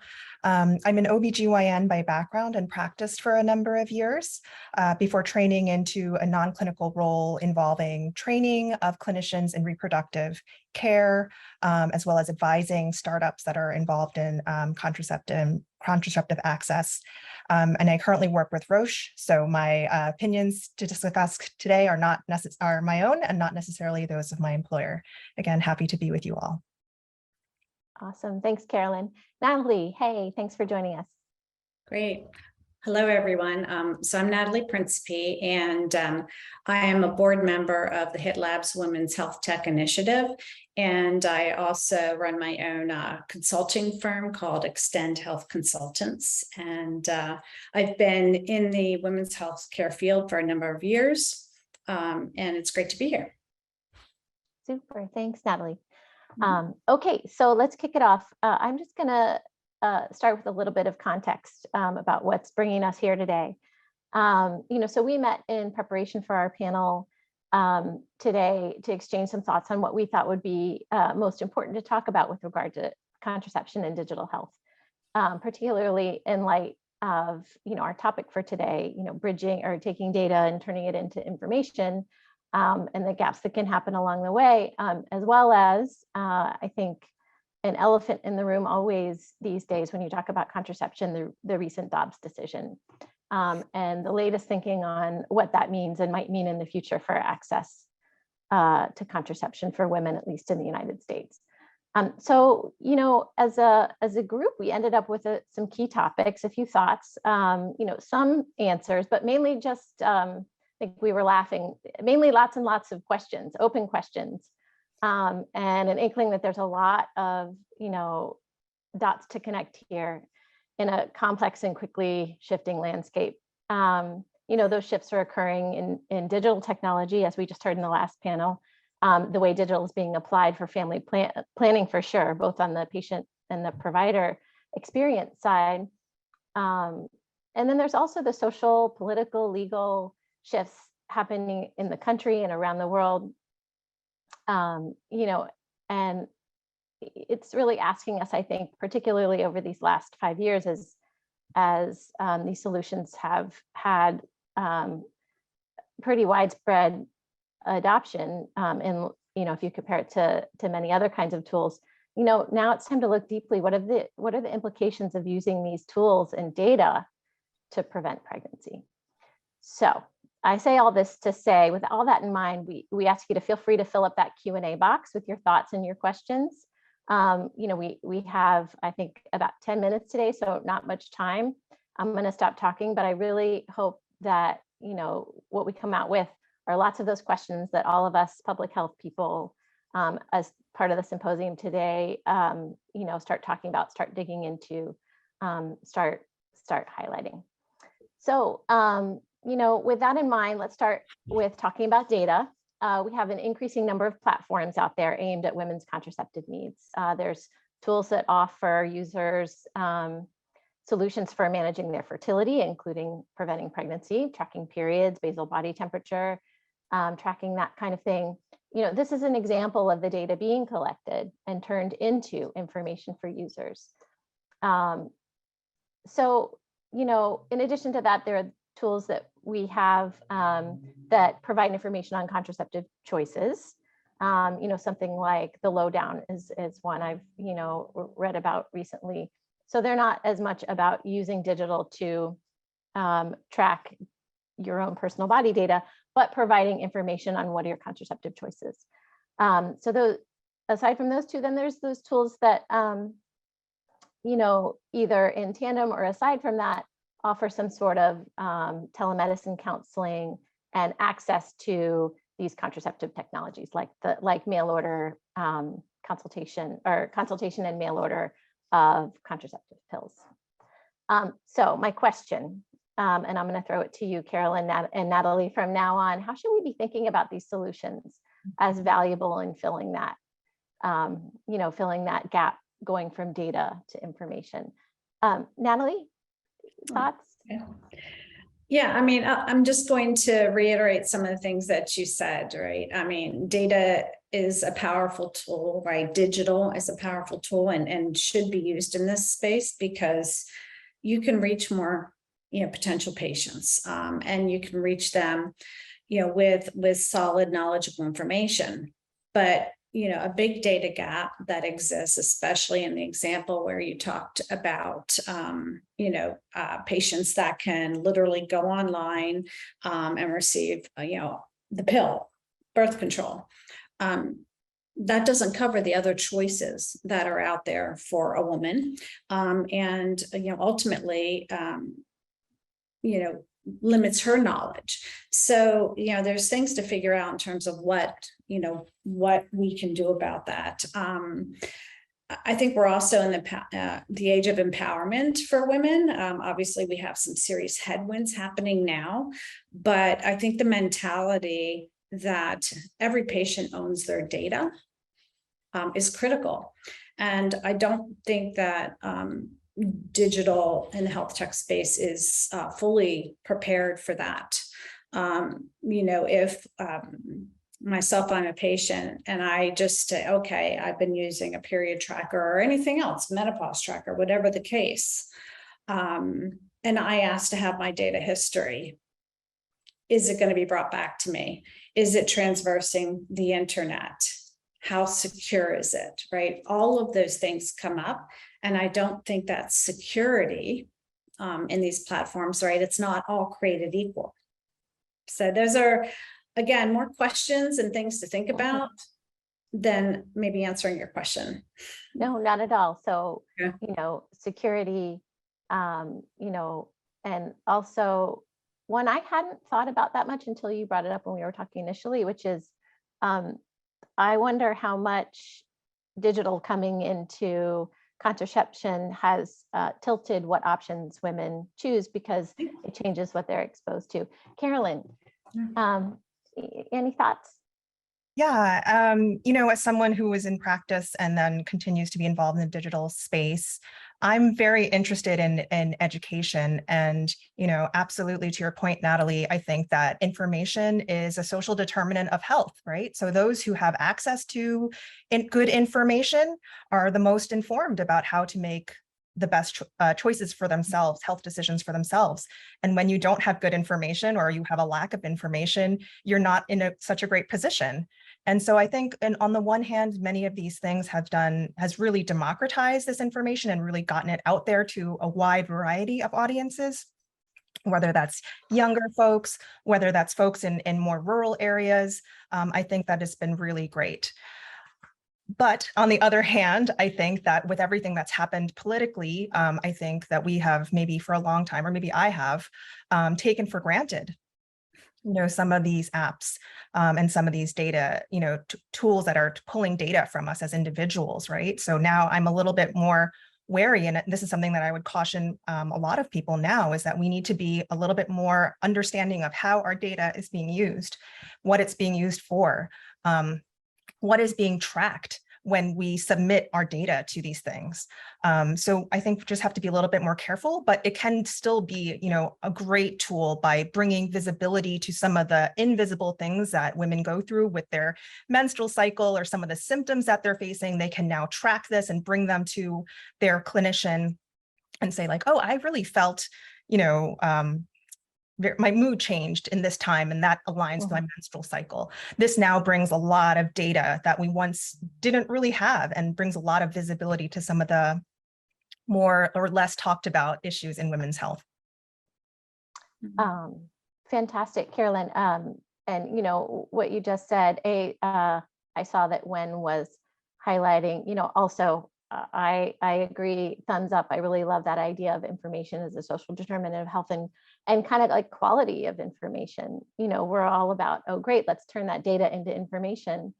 But depending on the quality of the data, what information are you getting, whether it's, offering up to people or using then to help them make decisions about themselves. Is that data representative, for example? So, love that.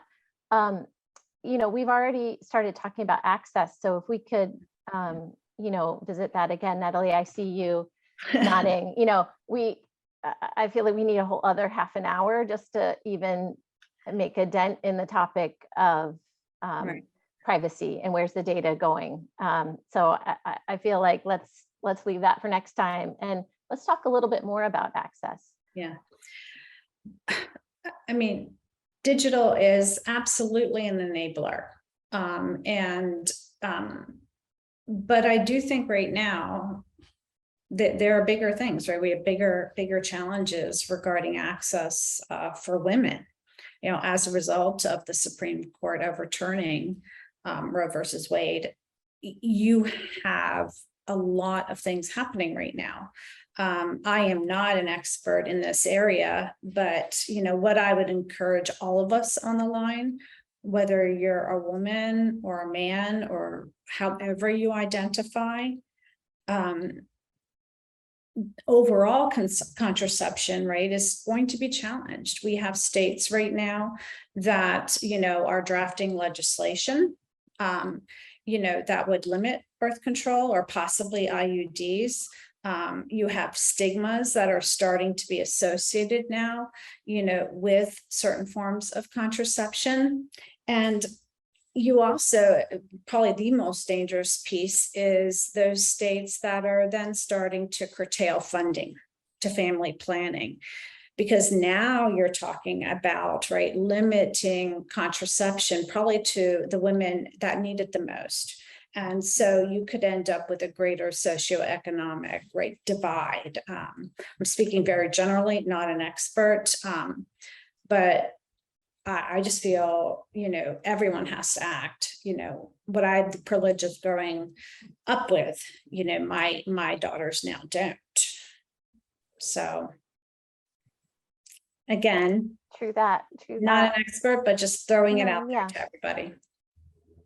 Carolyn, we're already at 2, Jerry, sorry. But we started a little bit late. Carolyn, can you want to take us out with any final thoughts? I mean, as someone who, I can only imagine what this is. I can't imagine what it's like to have these decisions impact your practice and impact the way, I know you're not seeing patients right now, but still, the way that you interact with your patients.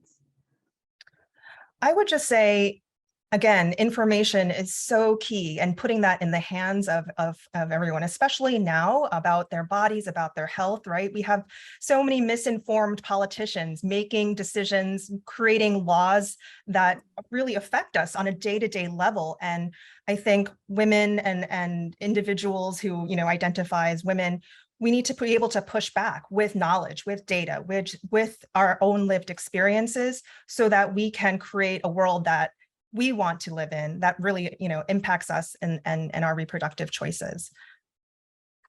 Empowerment. Awesome.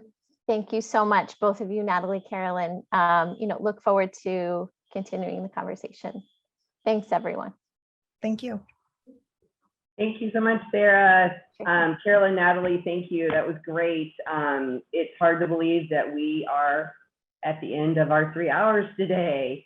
So just a couple of quick reminders. We will be continuing this in our meet and greet. So please join us with that. The last one that I was in, the discussion, it was unstoppable. It was fantastic. So please join that, and you'll get to continue this discussion with speakers and attendees in that post-Zoom event.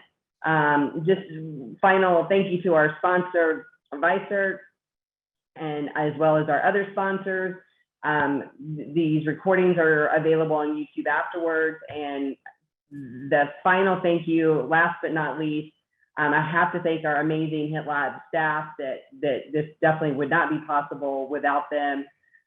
Rachel, Yelena, Raymond, Ansley, Kevin, and Jerry. Thank you all, and see you next month.